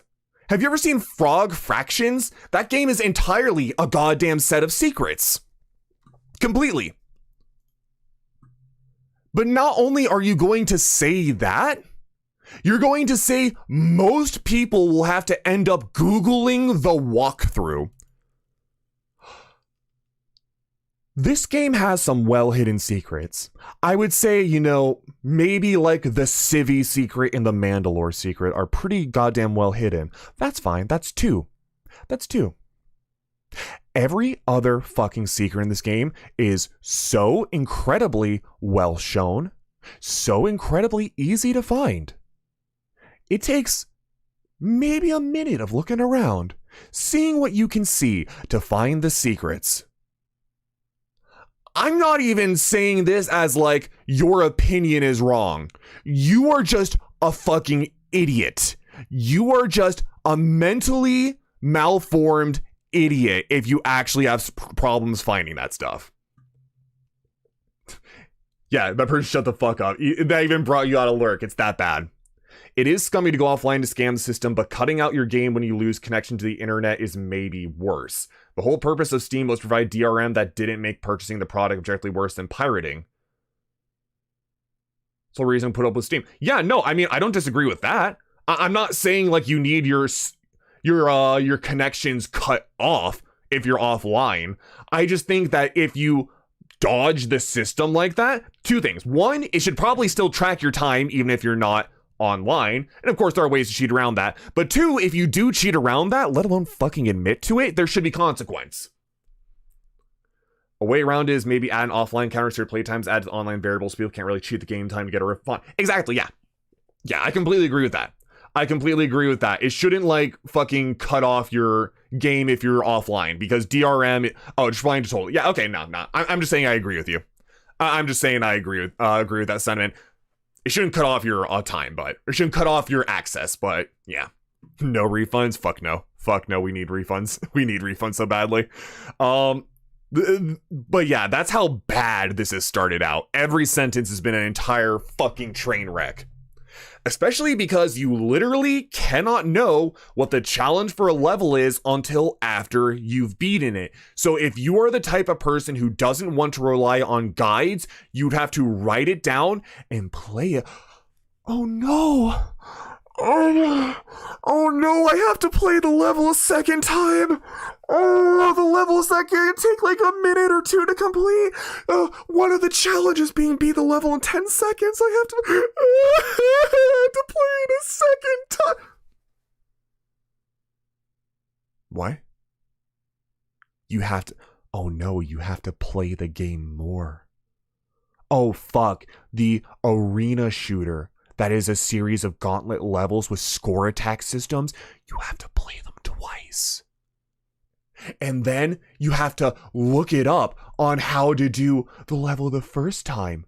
Oh no, you have to write it down. Which is not true, by the way, we'll get to that. Another is the general lack of content. Okay, wow. Congratulations, this is the first thing you have said that is at least an objective complaint. Where do you take it? This is partially because it is early access, fair, but still a detriment to the game. Not enough variety of guns, enemies, etc. I disagree, but this is the one and only part so far that has not been abysmally, fucking tremendously, fucking lack of goddamn space in your head stupid. See people play Blood. Oh my god, dude, yeah. The graphics are surprisingly not a major problem. I don't know why that's a surprise, but whatever. This is a big turnoff for most people. Hold on, wait, I just have to check something real quick. For most people, it's a turnoff. Hold on, wait. -64. Positive. 1,449. It's a turnoff for most people. No, it's not adding up. I don't know. I don't think I'm smart enough to understand that part. While I would certainly have preferred a better looking game, preference, I suppose, it's ultimately not something you notice most of the time. This game's fucking gorgeous in my opinion. I think this is one of the best aesthetically designed games of all time. Maybe its texture fidelity and bullshit isn't the highest, but it's one of the best visually designed games of all time. Challenges and achievements that people complete accidentally are a little lazy way to add dopamine hits. Yeah, I agree. Like, I don't mind chivos that are like a mark of progress, but the challenges and like different challenge bullshit you can do in levels are legitimately challenges. They are unique to each level, and we'll get to part of why that is down here when we get to Hikita's response. Yeah, they don't like the graphics, don't play a quick boomer shooter. Like, what the fuck did you expect? Do you not look at any of the, pictures? In actuality, graphical design is a bigger issue. it can be hard to discern things apart at times because of the design of levels, enemies, and objects, and the low fidelity of the textures only makes this worse.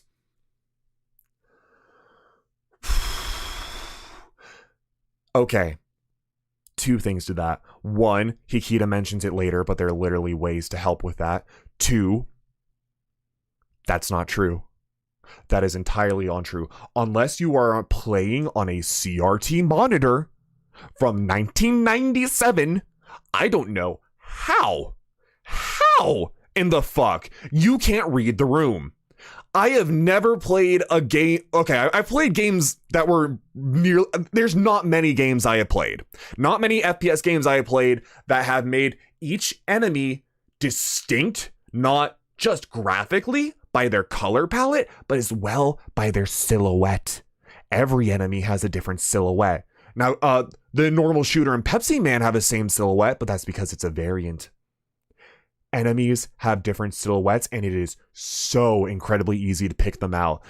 There's a reason it's possible to do pinpoint precise shots in the game. It is so easy to do good shots because everything is easy to see. Turning on PSX mode, which I would normally recommend because it makes the game look nicer in a retro way, makes this problem even worse. Did you not just fucking say that the graphics are a turnoff and you would want a better looking game? And then you're going to say that it's hard to discern things, but at the same time, you would want PSX mode.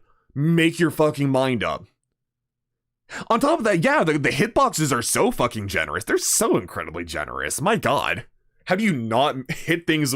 Like, even if you weren't trying, how do you not hit things? Ultimately, I think this game is not bad by any means. Not recommended. But I didn't play it for very long before tiring, and I definitely think it doesn't deserve such a high aggregate rating. That's incredibly fucking awesome. That is incredibly fucking conceited of you to say, but okay. I think I might like to revisit this game in the future on full release. That is, if it doesn't burn out like many early access titles when they release.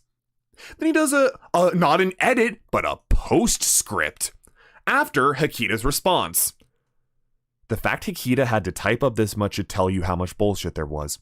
There is no content hidden behind secrets or challenges. So I don't know what you mean by that part. Now, I don't know entirely what Hikita means by that because there are levels hidden behind secrets. However, there is nothing hidden behind challenges. Challenges are just challenges. You don't need the challenges to get to Minos, right? Visit offline mode, yeah. Most of the secrets are fairly easy to find if you stop to look for them. Translation: you have no fucking eyeballs, try harder, loser. There's only a handful that are pretty tricky, but I've seen plenty of people find all of them without a guide. Translation: you're a fucking moron because you had to refer to a guide. The challenges are only shown to the player. Oh, let me turn the music back on. Forgot to turn the music back on when I started doing the drawing. The challenges are only shown to the player after one playthrough of the level because some of them include spoilers for what's in the level, and most of them would ruin a first playthrough, i.e. playing 2-3 sheer heart attack for the first time trying not to touch any water would completely ruin the flow, of the level. That's true. That is so true. That is entirely true. That was not only the intention of Hikita's design, that was what actually happened. The challenges are specifically designed for replays. And if you're going to buy a boomer shooter, FPS, arena shooter level by level design and shit your pants that something that is completely fucking optional done just for the sake of doing it is locked behind a replay of short bite-sized levels? What is wrong with you? Too high on Adderall to slow the fuck down and look for secrets, yeah. And most of them are only really fun once you already understand how the level functions normally because of how the normal gameplay is subverted. Once you be in a level, you can read its challenge in the level select by hovering your mouse over the challenge button. There's no need to write it down, you goddamn mongoloid. If you have issues separating the enemies from the environments visually, you can turn on the enemy silhouette option in the assist menu, which allows you to either give enemies an outline or just completely turn them into a solid single color. There is a built-in option if you are somehow, because let's take a second to appreciate. Let's take a second to appreciate another part of Hikita's fucking brilliant design on this game. The assist options. The assist options should never be needed. There is nothing in this game that ever requires the assist options. I think this game is at its best when it's hard and kicking your ass. However, there is nothing wrong and everything right with giving people options that help them feel cool. At the end of the day, ULTRAKILL is about feeling cool and having fun and being a badass, right? You shouldn't need to be restricted by arbitrary, like if you're hard of seeing, I don't know if that's the proper phrase. It shouldn't be a problem because you too should be able to feel cool. You are cool. And like that option is there. So if you're just going to ignore it, that's your own problem. However, it gets worse. Catboy profile pic. It gets worse. Trust me, it gets worse. Postscript. I didn't expect to get a dev response, so I feel compelled to defend my statements. No period, capital F. First, in 1.3, there was some parts of the stage and a boss that I could only fight by trying to complete the challenge to beat the secret encounter. This is the game's own words.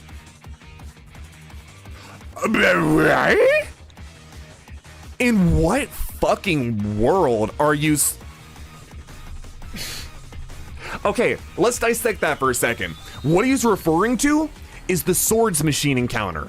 Now, if you do the secret swords machine encounter, you basically just do the first phase and then you do the second phase in a different room. That's it. That's it. You are still doing the entire goddamn fight. At best, you can maybe heal up a little between the phases by doing that. But guess what? You can heal up in the middle of the fight too. It's called blood. So that's a load of horseshit. And by the game's own words? What do you mean? Do you mean the game's own words says you need to beat the secret encounter? Because it doesn't. That's just wrong. He for gore, blood is fuel. Yeah, honestly. When the viewer is the one on the attack, that's how desperate this smooth brain is. Exactly! He's trying to act like he's fucking standing up for himself. The little man standing against the developer. The developer who did nothing but say, hey, here are options you can do to help you, and here's why things are that way. No insults. I added insults, but no insults on his part. It's just completely straight-faced. Nothing but helpful. But he has to defend himself. Considering that this game is essentially just going through levels, killing things, I cannot see how you could possibly construe this secret encounter as anything but content hidden behind a secret/challenge. It's not too hard because you can it's literally the same fight you do if you just go down a different room. There is nothing gained from doing the secret encounter other than you get a little tick box on the level complete screen. That's not content being hidden. That is a hidden challenge. What's wrong with that? Not convinced? There's a gun, the slab revolver, that you can only acquire by finding 4 secret slabs across 4 levels. Okay, so at this point, I kinda don't understand why Hikita says there is no content hidden behind secrets, because there are levels, and there are guns, as he just pointed out, that are. However, why is that a problem? Why in the fuck is that a problem? Yeah, exactly, and it's a bunch of fucking semantics on what content is at the end of the day. That's a good point. That's a good point. Content could be something different between these two people entirely, and even different to me. To me though, no matter what it is, what's wrong with secrets? What's wrong with being rewarded for hunting down secrets and going out of your way to find stuff? Nothing. That makes a game better. Wow. Yeah, the game locks content behind having to play it and do inputs. That's basically the same thing. That is no different to me. I have to think and use critical thought and use my eyes and the WASD keys? Oh, fuck, no, go fuck yourself. Having read a guide, I would actually agree that most of the secrets and challenges are of reasonable difficulty, and yet you still needed to look at a guide. What does that say about you? This doesn't change the fact, however, that I greatly dislike it when games include a secret challenge system that rewards you for anything more than collectibles or clout. So on one hand, that's your fucking opinion. For two, you're fucking stupid. You're fucking stupid. It is long since been a part of games to have rewards behind secrets. You must just not like any Metroidvania. You must hate any Metroidvania. You must hate any Souls-like game. You must hate platformers and collectathons. You must fucking hate almost any video game. Why are you playing video games if you don't like exploring and looking around? If you don't want missable content, read a fucking book. Go play a visual novel. Same thing. Seriously. Like, I'm getting fucking tilted by this. Unironically, this is upsetting. How stupid and like almost malicious this is. We'll get to that, Solus. As mentioned before, there are at times parts of the game that you simply would not encounter without completing the challenges. The challenges are incidental to the secrets anytime they are there. And I can only really think of one secret where that's true. In fact, the challenge is simply a hint to the secret, so shut up. The dev's explanation for why you only see challenges afterwards is fair, and I accept it. The dev's explanation for why you only see challenges. Finally, the enemy silhouette option is ultimately a band-aid solution for a problem that the game itself creates. No. It's not me that's the problem. It's not my fault that I have trouble seeing things. It's not my fault my eyes are shit and my brain is dumb. That my brain is so incredibly fucking smooth that I struggle to see the door across the room from me. If I don't see it, then what the fuck? Bad room design. How am I supposed to get out of my bedroom if the door's not there? It's not your fault that you're playing on a shitty monitor in shitty lighting and have trouble seeing. It's the game's fault. It's the game's fault that you simply can't discern what's happening. It is also the game's fault that you do not use options in the game to help yourself. Are you fucking serious? Are you fucking serious? You're going to say that it is a helpful option and that it fixes the problem, but that's not good enough. That is not good enough for you. For you, the game should, by default, out of the box, no settings change, standard, just be the best thing ever. Any game that makes me open the options menu, instant trash refunded. Yeah, it's from Payday 2 music.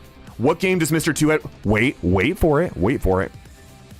It's a good option to include, don't get me wrong, but ultimately doesn't change the fact that the graphical design necessitates it in the first place. This is such up your own ass wrong bullshit. In the beginning, God created poor eyesight and ULTRAKILL did not solve that. Therefore, ULTRAKILL is of the devil. Burn it. Refund it. Steal it. I would like to reiterate, this is by no means a bad game. But it's not for me. I'm offering a balanced perspective on some of the negatives for this game so that people can make an educated purchasing decision. Bitch, you're not educated. How can you offer an educated decision if you're not beyond a third grade education yourself? There's nothing educated about this. An education would maybe make me think, raise my IQ, not raise my fucking blood pressure. What is educated about anything you have put to text here? If none of what I said bothers you, go buy the game. It doesn't, because none of it's true. You'll probably like it, but if it does bother you, it's better that someone had provided you that information. It's not. It is legitimately more harmful that this is here, because this is just wrong. There is almost nothing here that is correct in any objective sense. That last statement is unsalvageable. Better someone had provided you that information. No, I think we are all worse off. You know what? Yeah, fuck it. I think we're all worse off for it. Motherfucker, you are not educated. You are far from educated. They had to create a oversized dunce cap just for you to cover up your giant fucking crater head. They put it there just so people didn't have to see the giant fucking black hole swirling above your eyeballs. Cover you in a little dunce cap so you don't bother anyone. Stupid to entitled. It was entitled from the beginning. And now, let's get around to what some of you have been waiting for. The more discerning of you may have noticed a certain problem. Disgusting, lolly, perverted cat girl shit. So normally, I'm not a big fan of digging into someone's profile to roast them, right? I prefer to take the thing they say or the thing they post and take that at face value. However, sometimes context is helpful.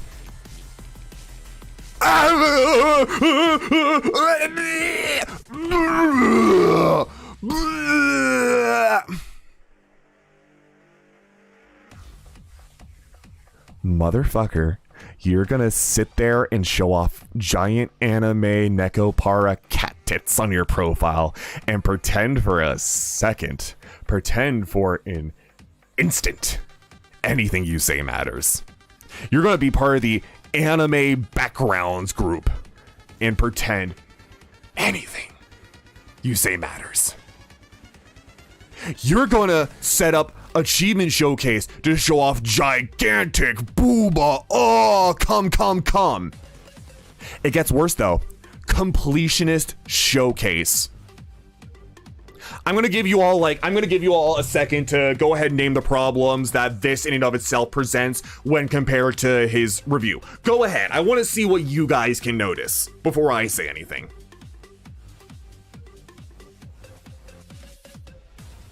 The Sonic was right to say that. Sonic was completely right. Do any of you, though, see a problem with the games that this person is showing off in completionist showcase, meaning they greatly like them? These games all have content. He hates content based. That is true. That is completely true. That's completely true. That is one problem. However, that is one of the lesser problems. There are two problems right off the bat here. One, games that hide content other than clout and achievements behind secrets. 1, 2, 3, big fucking 3. This is a Metroidvania as well. 4, I don't know fucking anything about Strikers, but you could argue 5. Not really many secrets there, but there are secrets in the game that are content. Reality is a simulation. It's too perfect. You see, that's why I believe reality is real. Because everything is so perfectly designed. Everything is so intelligently created. And everything is just so amazing. I don't know how any human could come up with stories and situations this fucking funny. Now, let's keep going. 10,386 achievements, 46 perfect games. Stellaris. Disco Elysium, a game that has a shit ton of secret bullshit. Jackbox, Europa Universalis. Oh no, he's a grand strategy autist. Oh no, that explains so much. Idol manager. Ah. Oh look, more completionist. Hey, what's this? RuneScape, a game that literally thrives on secrets and questing. A game that thrives on a shit ton of content hidden behind you having to figure out puzzles and find secrets. That is literally like older than this person's account. Wow. Hey, look, Hades. There's a fair amount of secret stuff you have to learn in there. I can't speak for the rest of these really, but it's interesting. And yeah, here's the kicker. Solus, you just called it out. We've already established this guy has no problem cheating the system to refund a game. I have literally zero reason not to believe that he used an achievement unlocker on all of these. Not just save files, he downloaded a Steam achievement unlocker and clicked off every single one, slapped it on his profile and said, my cock is so fucking huge, dude. Oh my god. And then a small breeze came by and it lifted off from his body and took away. Let's keep looking. Yeah, Nier Automata, that one right there really fucking chafes me. Secret content hidden behind secrets. Doki Doki, Nier Automata, a game that is fucking meta as hell. That's in its entire premise is hidden behind you doing things that are non-prompted and secret. Shut the fuck up. Bunch of anime bullshit art, anime backgrounds.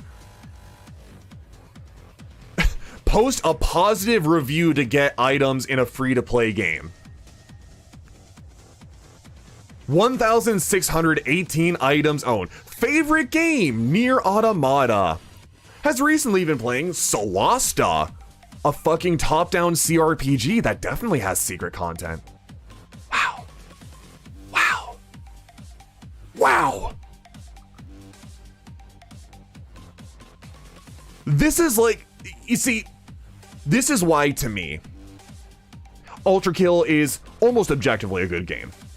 Every single review we read that wasn't just, it's not for me, was almost entirely wrong. And the things they weren't wrong about are things that are being worked on and are going to change. And then the ones that are wrong are not only so offensively, painfully, stupidly wrong, but they're wrong from people with no self-awareness. Goddamn, not a single thought running through their head of, I wonder if this makes sense. I wonder if what I'm doing is any good or right. I wonder if what I'm saying and doing is of any fucking value. I'm just gonna, I'm typing on the internet. My internet opinions are out there. Haha.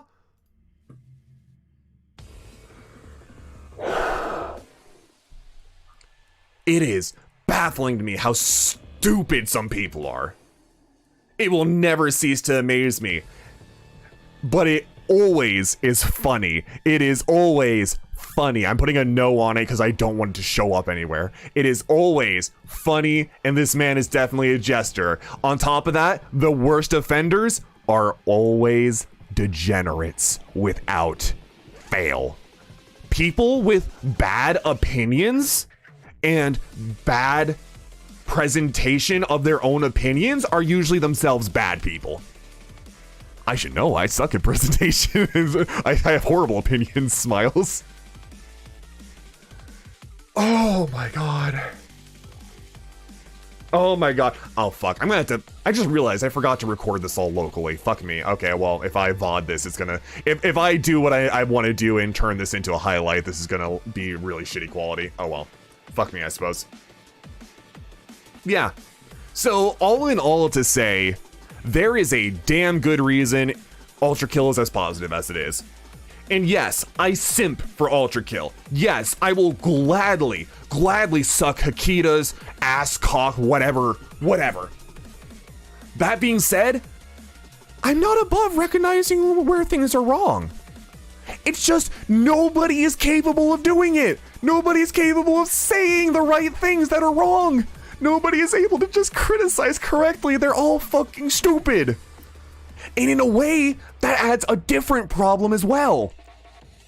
If the precedent for negative reviews is set at a bar that's currently residing somewhere in the Marina Trench, somewhere that's setting like in front of Cerberus at the gates of hell, it's that low, then any future negative criticism is going to be met with such defensiveness and such like immediate vitriol, because people love the game so much and they've now set up a precedent that all of the negative criticisms are just stupid and wrong and bullshit. This is such a horrible precedent to set. Complete Binding of Isaac save file, just had fun, then I clicked a button and unlocked every achievement. Yeah, I mean, you know what? I don't blame you for that. Personally, I think Binding of Isaac is a fucking boring game, and it's at its worst when you have nothing unlocked and don't know anything about anything. But it can be fun when you have a shit ton of items and can do stupid builds. That's the entire point of the game. I like, right there, I don't blame you for getting a save file. I think the game's fucking boring. More so when there's nothing to do in it. Anyways, that ends the snap kick shits his pants a discussion over how people don't agree with his opinion. And you know what? I think I would do it again. God damn, I did this for 2 hours. Holy shit. I'm going to, let me find some different music to put on here real quick. I'm gonna go take a BRB, take a piss, get some water. Glad you guys had fun. I'm very happy you were all having fun with that one. That was very fun to do. I'll have to try some more stuff like that sometime. When I come back, we'll actually play ULTRAKILL. I've been on the ULTRAKILL category. Maybe I should have just been on the just chatting category. I don't know. I'll actually play ULTRAKILL so no one shits their pants, right? We'll do a little bit of ULTRAKILL. I don't know how much time I feel like putting into King Minos. You know what? Actually, given that we're already 2 hours in, I might do something different. There are a couple games I got today that I want to try out. And there's one in particular that would fit in the vein of ULTRAKILL, so I think it'd be fine. Let me pull up an OST real quick. And when I come back, we'll see what we're up to. Yeah. Okay, cool. Oh, wait, that's like 30. Wait, are each of these like... Oh, I didn't realize each song of the Half-Life soundtrack was so short. Holy shit, okay. In that case, fuck. I need to actually... Oh, wait, no, I have emergency music on my desktop. What am I doing? What am I doing? I know the correct solution here. It's fucking...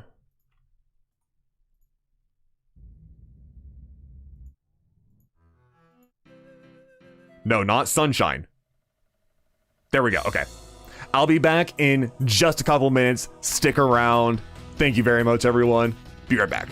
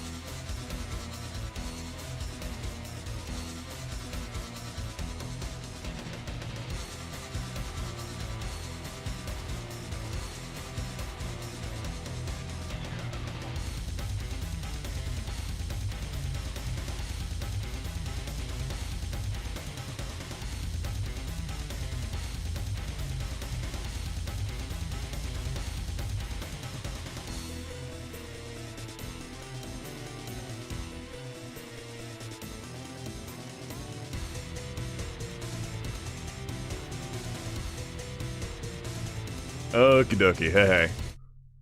I'm back. So I'm debating. I did not expect that segment to last me 2 hours, not gonna lie. Very happy it did though. I will say though, after ranting and going that hard for that long, I don't know if I still have the stamina to deal with King Minos. I'm very sorry if you're coming in and wanting to do see King Minos right away. I'll get around him soon, I swear. I swear to you, I'll get around him soon. I kind of need to. I kind of need to for something I'm planning to do. I kind of need to be able to say I have every level perfected. It's a bit of a flex, but it's something I want to say to feel like I have not correct, but opinions that are valid. Opinions that are a little more nuanced and valid, right? So, King Minos for 18 minutes and ended stream, no words, just shame. Yeah, that feels about right. That feels like what would happen if I did King Minos right now. So, instead, I'm going to switch to something slightly different. Let me update the title. We're going to do BPM, bullets per minute. Sticking to the theme of fast-paced FPS movement type shooters. And this is one I've been pretty interested in a little bit, and it gives me a chance to cool down, you know? And not scream. Let me do, oh wait, let me... There we go, that's a good title. That's a good title. I never understand streamers who are like, coming up with stream titles is the hardest part. Oh, I hate coming up with stream titles. Fuck no, stream titles are so fun. They're so easy to do as well. There's always a good joke that can be made, or a good reference to current things that are happening to you, or it's like your community. So, let's hop into this. Megadeth, makes sense. If you were just sticking around for ULTRAKILL, fair enough, I always appreciate. Stick around though if you want to see some more shooting coming right up. You sound a lot more dry. Dry sheep monitor. I'm not sure what you mean by that. But thank you, I appreciate it. I appreciate it. I feel like my style has been pretty consistent since I've started, because I've always just kind of talked this way, right? Even before I stream, this is just how I talk to my friends. This is how... Oh, Christ. Apologies if this is loud. Oh, Jesus. Oh, wait, was I on main screen the whole time? Oh, cool. Dry and monotone. You see? That's an interesting point. I kind of tried for dry and monotone at points, because I think they're... to me, dry and monotone can be very, very funny, in my opinion. Dry and monotone can have its practical use, but that was sort of how I adapted speaking after playing Siege for so long, because when I played Siege and just fucked with people all the time, it was always... Something about playing that game put me...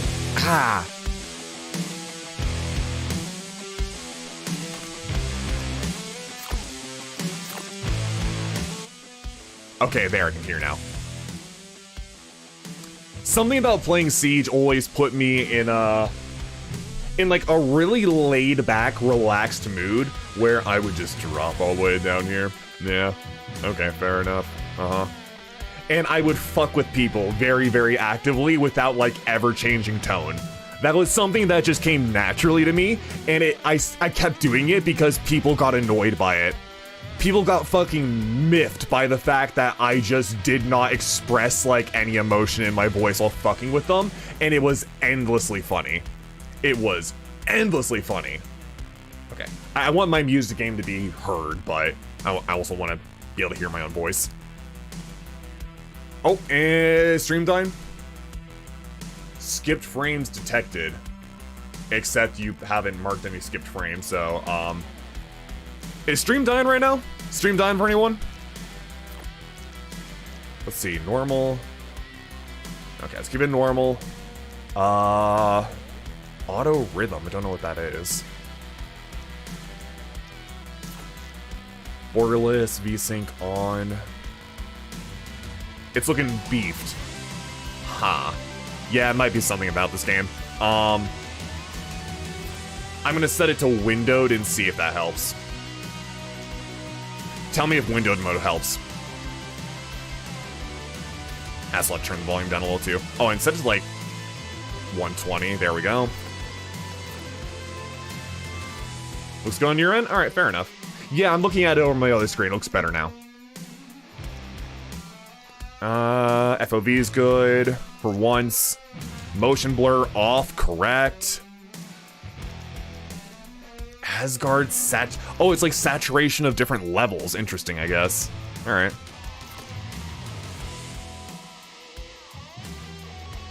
But yeah, I really appreciate that, though, Cyclone. It's, I feel like I've had a consistent style, but I've just gotten better at, like, having energy in what I say. Maybe not even just better, it's just changed, it's different. I like it. Should be everything, okay. New run, and hopefully she doesn't just scream at me all day. Fucking rude, stop screaming. Is there like a tutorial? Okay, it's easy, hard. Oh, it goes from easy to hard to hellish, interesting. And she screams at you closer the harder you get. Alright, oh, these are different characters. Okay, cool. That's a lot. What do you got? Well, what the hell is all this? No? Okay. Well, let's find out. Shoot on the beat. Yeah, so this is a FPS rhythm game. Shoot on the beat, move on the beat.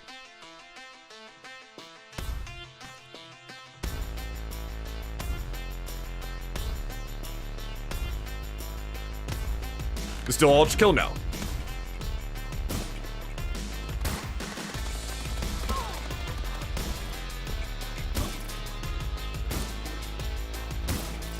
Oh, Christ. That was some fucking frame drops. Ah, shit. What? Wait, what the that is not at all matching the beat, but okay.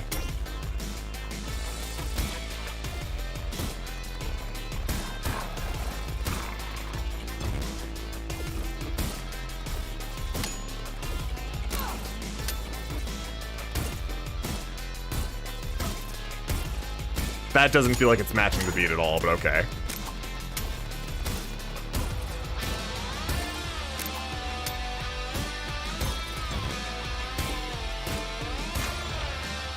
Huh. Content behind playing, cringe, disgusting. You can use offbeats? Oh, okay, that's why. That's probably why.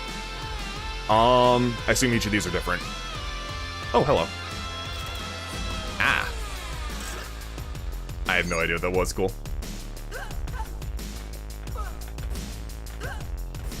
Interesting. Alright.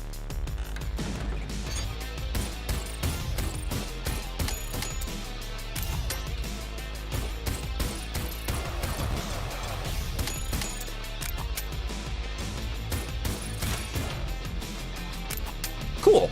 Okay, I can get behind that. That feels a little better now that I have offbeats. Dead end room, I guess? Cool. The fact that these are like separate instanced rooms is weird. What was this? Range up. Sure. Oh, okay, so you actually get just one fucking money every time. Cool.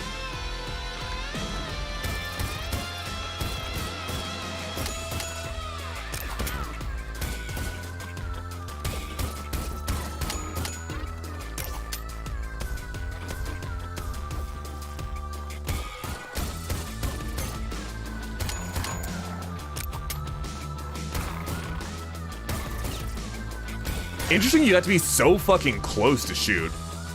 Like, the fact that it's saying too far sometimes is weird. Let's see, each cost a key, sure.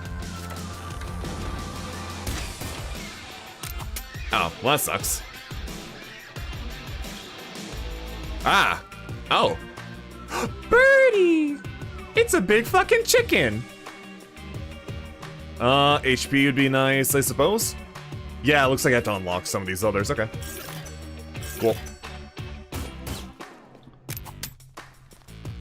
Yo, this is a banger. Also, the fact that the reload is 2 clicks. Yeah, like, watch the beats, though, here. Like, if you listen to the music, it's more... Okay, that does line up. Okay, that does line up close enough. I feel like that's slightly off, but it lines up close enough. Like this, though.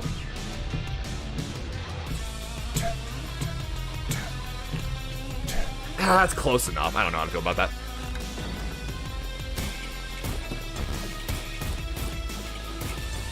Ah, shit.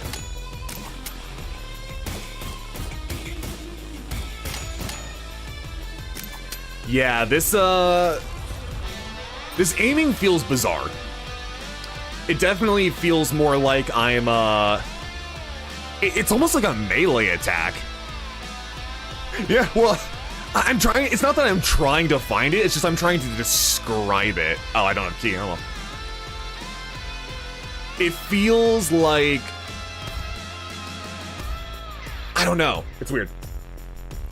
I just don't like the way the pistol works, I guess.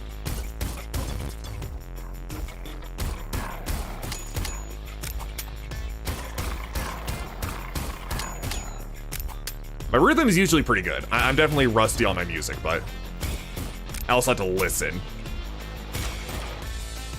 Yeah, I'm definitely a little more rusty than I would like to be, but I am a trained what's what I'm looking for? Rhythm instruments. Fuck, I can't even remember, dude. I suck. Oh, hello. Sure. Quarter note double shots. Ah, okay, cool. Well, wouldn't that be a half note? Well, no, I guess because you can shoot on the beat and off beat, that would be quarter notes. So it'd be... Okay, fair enough. What is this? Oh, it's like a challenge room, isn't it? Oh, that goes through my ammo faster, though, doesn't it?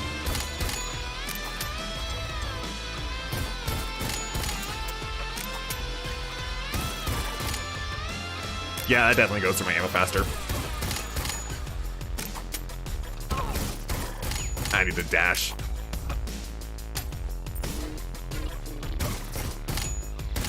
Cool. Ah, shit. Some of these parts of the song are really hard to find the rhythm in. Like, I'm trying my best not to use the visual indicator, because I just think that's not a good way of doing rhythm games normally. But there's some parts of these where I kind of just have to stop and look at it. Which I guess, like, as you do these levels more, you become more familiar with the tunes, and it gets better. So we'll see. For what purpose? Huh? Oh, is this like a bank? Oh, it's a bank. Huh. Yeah, sure, why not? Save that for future runs, I guess. I'm about to do a boss anyways, so may as well. Okay, and the dash you can use you can use like the dash every single beat. Holy shit, nice.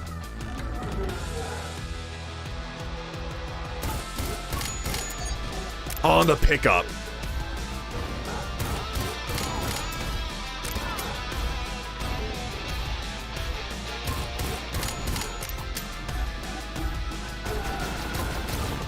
Holy shit.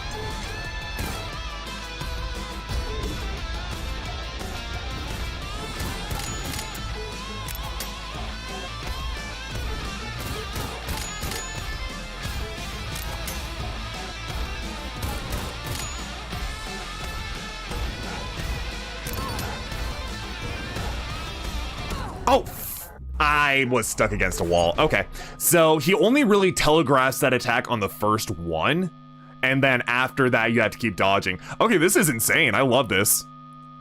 Once you start getting a feel for the rhythm, that feels really good. I guess the new rhythm heaven looking fly? Seriously? No joke. You can even double jump on the offbeat. That's so cool. That is so cool. I've seen quality garbage playing this a bunch lately, so I wanted to give it a try myself. Do we need a key for this? Yes, okay. Oh, weird. I got like a weird boost from that, huh? Puppy! I don't have money for you, though. Goddamn merchant bird.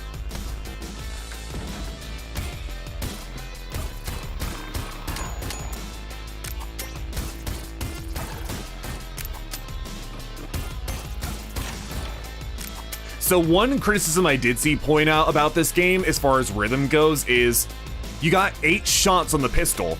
So that would be, you know, 2 full notes if this is 4/4, right? So it's... However, the reload, 2 beats.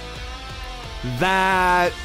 I think that's where part of my problem is coming from and why I'm finding myself need to dash basically every, after every reload. I need to like fire, reload, dash.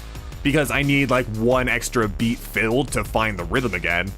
That's not quite 4/4 timing. It feels weird. Really good? Yeah, it looks really, it's pretty fun so far. Oh, that just hurt me for money. Okay, gotcha. Oh. Is this a fucking rocket launcher?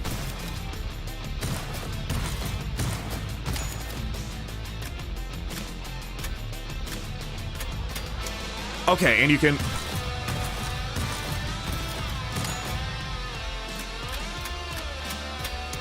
Okay, so you can reload on the offbeat, but you can only fire on the beat.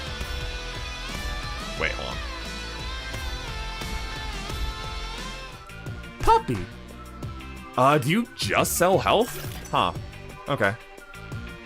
I guess challenges unlock the rest of your cells. Also, the fucking whistling here. Ah.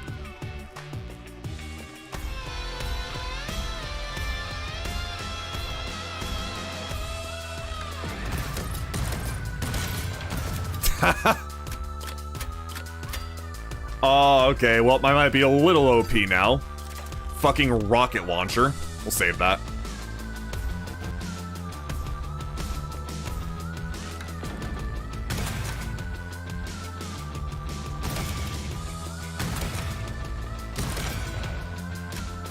It definitely feels pretty generous with being on the beat or not to. Like, unless you're dead center between the beats, it seems to kind of give it to you for free. Which I guess is okay. Speed up, yeah. Speedy time. We have a key. I just realized I can go back to that chest, huh? Don't think I opened it, did I?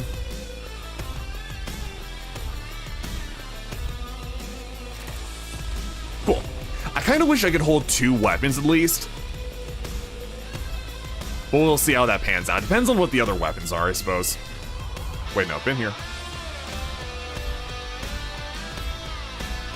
Fuck, it's just such a good soundtrack.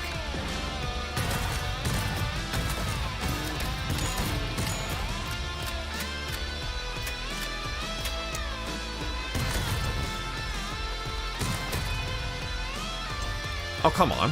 Who else? Damn. Alright, that sucked. I was trying to find where the enemies were. So the enemies are kind of all yellow-orangish, and so is the map. I'll say that's a little confusing, just a little bit. They stand out well enough, I think, just not as good as they could.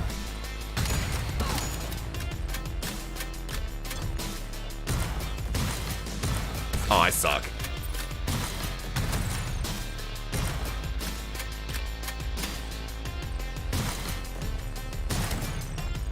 Oh my god.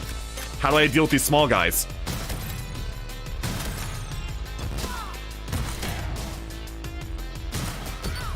How the fuck do I deal with these small guys?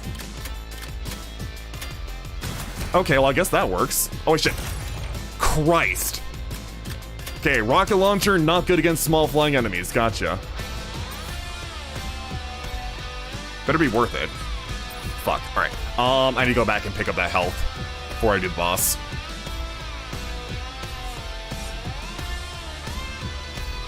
The dashing feels really good, though. I give it that.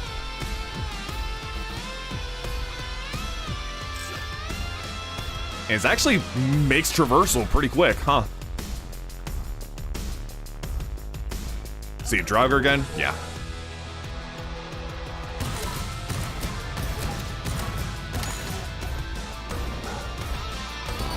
What?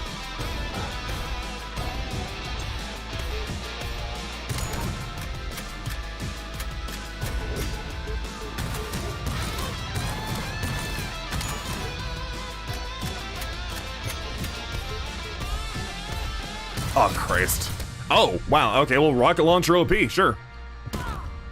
What?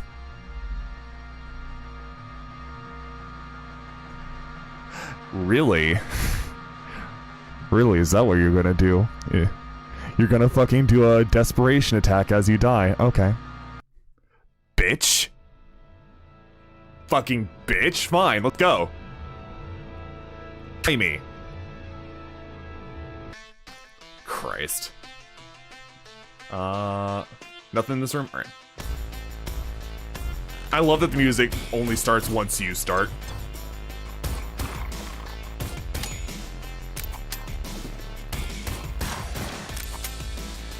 Yeah, that was kind of bullshit. Not gonna lie. Oh, key. Sure. Oh, shit. I don't know why I blindly backed into that.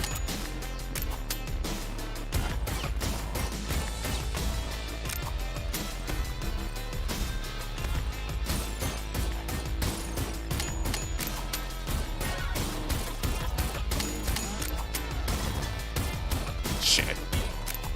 Oh, this sucks. Okay, well, I'm gonna die.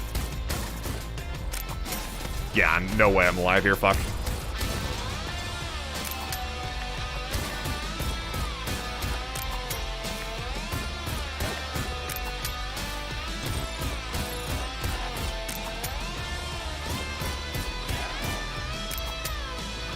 Go away! Okay. Yeah, so I'm starting to get a better feel for this. There's definitely times where it's like, including with just how the song plays, it feels like I need to stop and, you know, bop, bop, bop, bop. Right? I can't just... It's not really... A better player could do that, I'm sure. Just I don't feel like I'm capable of immediately going in on a reload. Which is weird, but I guess it's an interesting way to direct combat. Nice skill ceiling.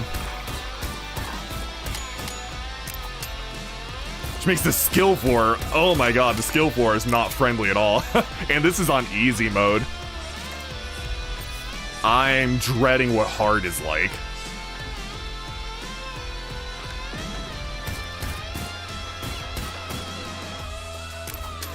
Shit. What? That wasn't on beat? What?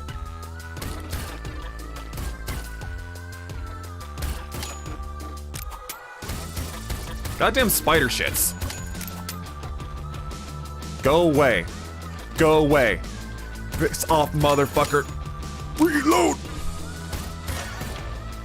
That sucked. Well, I got up to 4 times. That's pretty good.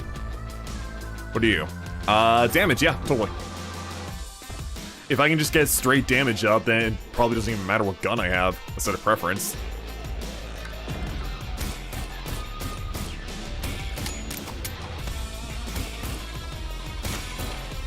Cool.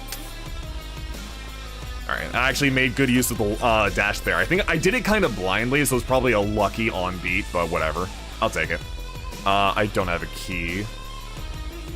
Keys are completely random, it seems.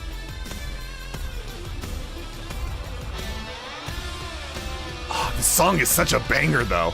I'm not even mad. probably gonna get sick of it at some point, but not today.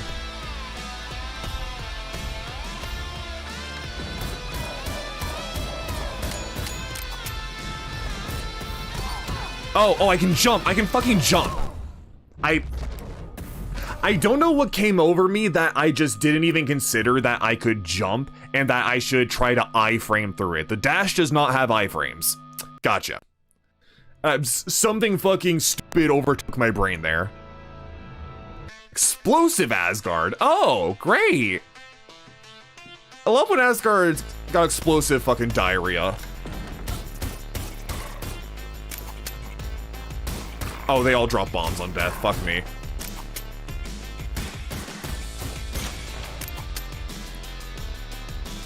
Peck your beak, stretch out your neck. Oh, I would love that. I would love that.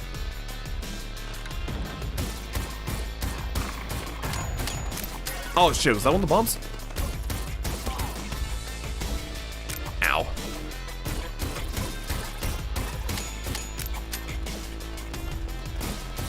Christ, okay, this explosive modifier sucks. I couldn't have dashed away from that into bomb. Christ. Oh, these bombs suck. Can I, like... Okay. So I can't shoot them, but I can dash through them. Weird.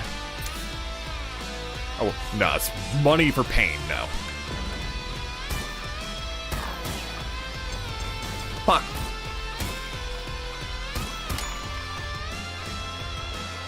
Who else? Oh.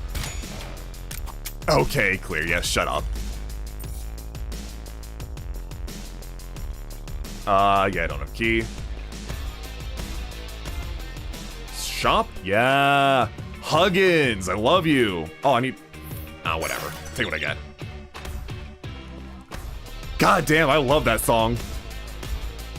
Makes me just want to go say hi to him just because... Wait, do I get hurt for touching these? Oh. Oh, they're beneficial. Oh, I'm dumb. Okay.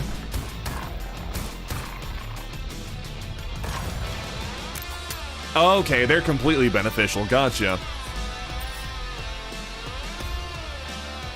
The final remix as a song? Hell yeah, I would love that. That'd be painful, but fun.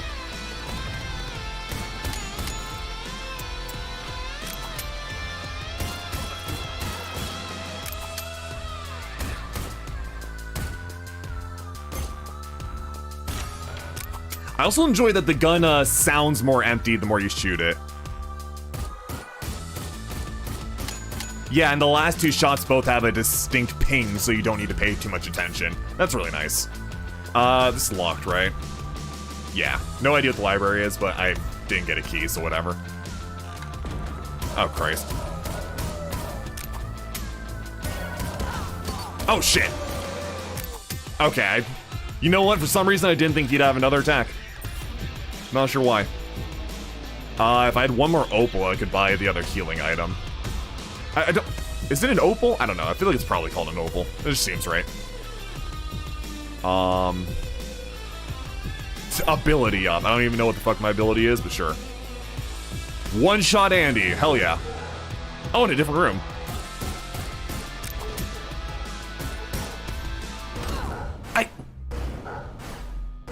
Okay, so now that I see that attack, I see what he's doing.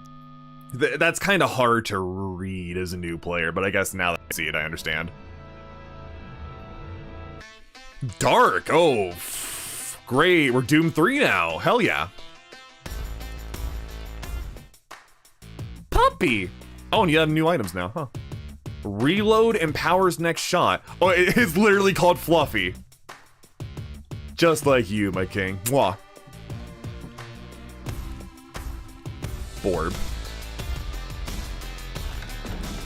Oh, Christ. It's actually like pits.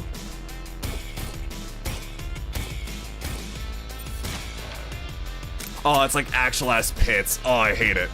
Okay. Yeah, I don't even want to do this run, so I may as well do this. Fuck myself over.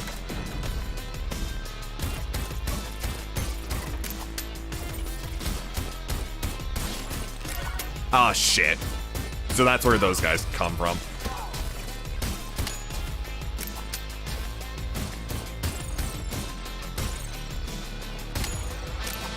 Ah!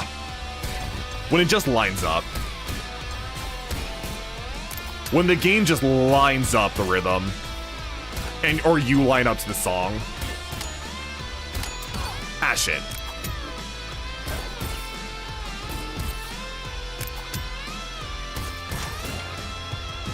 Yeah, when everything just lines up to the music, it's so nice. Alright. Yeah, I can gain some of the health back I spent in the fight. Great, thanks. At least now I can go buy a key.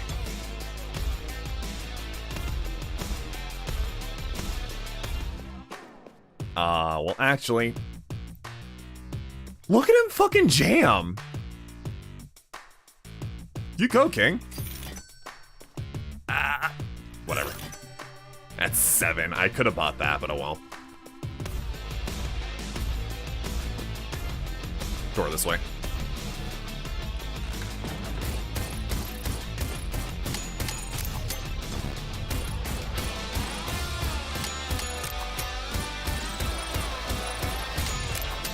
Alright, fair enough. Hey, another key. Cool. That's actually nice, because I can open that chest now. Instead of having to save it for the library. I want to see what the library is.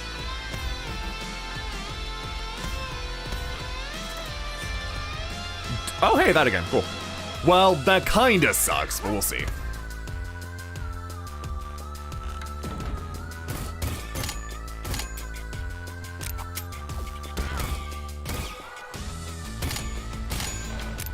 Okay, well, that means I can take some enemies down with more precise shots instead of having to go fast. I'll take it. 4, I can go get the 50 health again if I want. Oh, and the bank's here. Oh, wait, no, it's treasure. Okay, I'll save my key. If the library's not here, then I'll just get the chest. Rather just make it past the first floor if I can, even if everything's going to be fucking dark! Oh, wait. By the way, how's the volume balancing right now? I feel like the game's kind of loud. That might just be me. Sup, Bish? Thanks, Bish.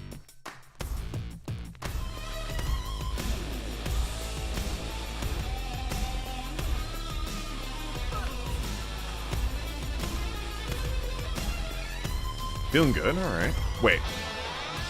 Hello. Ah, damn it.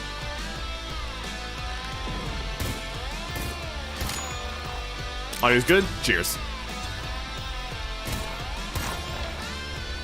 Okay, clear. I guess it's... Oh, and then you give me health. Son of a bitch.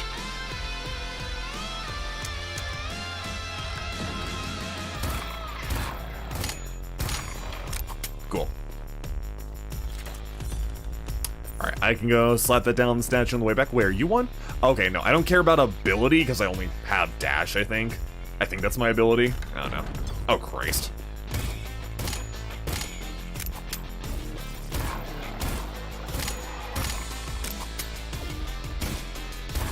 Take the small guys.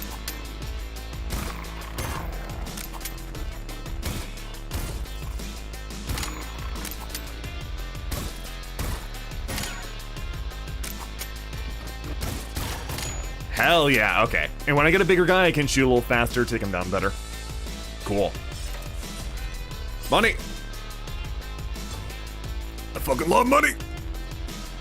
Here we go. What the hell is this library? Christ, that... Oh, the color's too much. Wasn't there an option to turn that shit down? Come on. Was it like 50? Oh, now it just looks like a vignette. Now it looks like it's a sepia tone. Come on, keep scrolling. Set that to like 90, and then... I don't know what color shift does, so whatever. Call Angelic Helper.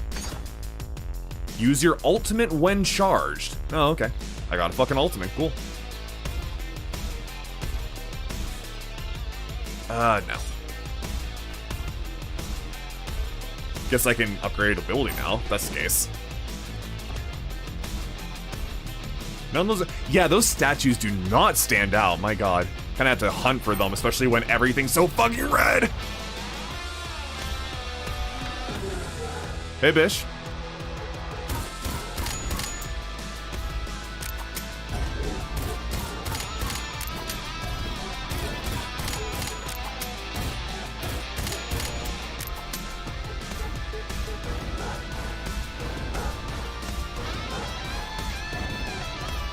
Wait, was?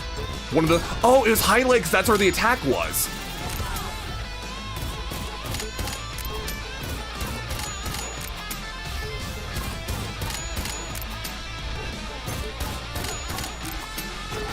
Oh, I had to focus so hard here.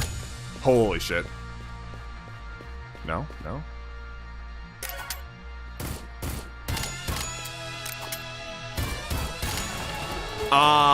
Okay, okay. Well, that's cute. I don't know what that shot from before was that killed me, but... So yeah, that's... I was noticing on the rhythm, there was, like, highlighted beats. Those were the parts where you dodge. Neat. Range up. Alright, fair enough. I don't understand this system, because everything seems to just be a 1 right now? I don't know. Well, ability, damage, and range have an icon around them, so I guess that's just saying they're upgraded. That's so visually unpleasant. That is really hard to look at. Shopless Asgard, oh fuck me.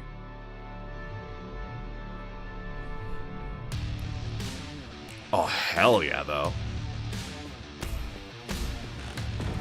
Ah, no. Ooh, okay. Critical hits deal damage over time, nice. Are critical hits random, or... I assume they're random. 3 flipper rolls.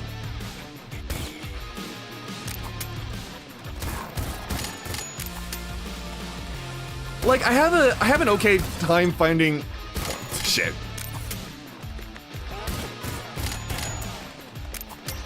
Hold on. I have an okay time finding most enemies if they're not just hiding. Like one is now. Oh.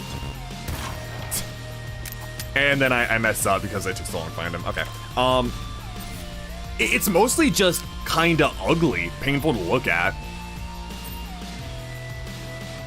I don't know what that does. I feel like they could remove this awful color filter and this game would look a million times better. Whoa, you go, big guy.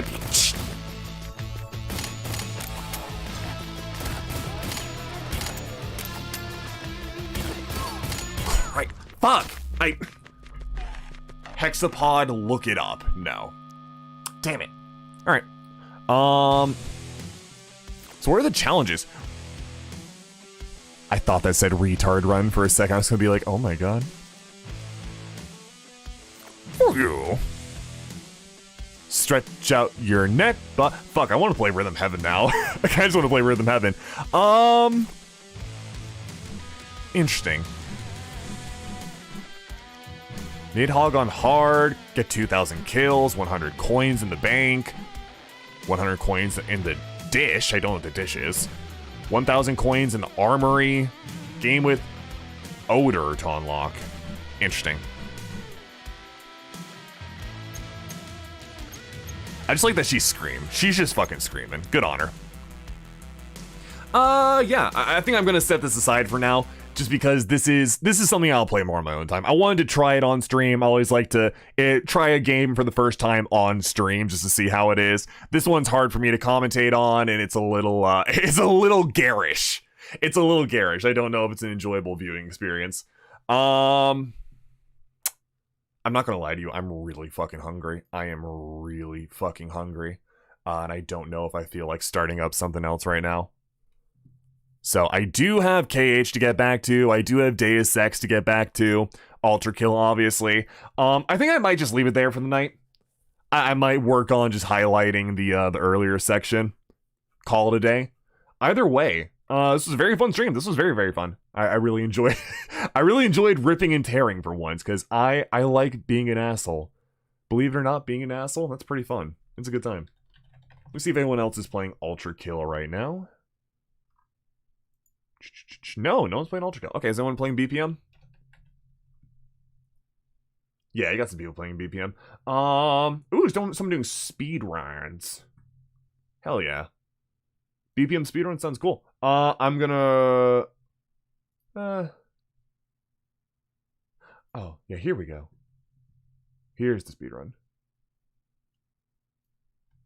Oh, wait, that's not... Oh, no, it's just runs, not speedruns. Oh, well, either way works. Let me just make sure. Is this guy talking?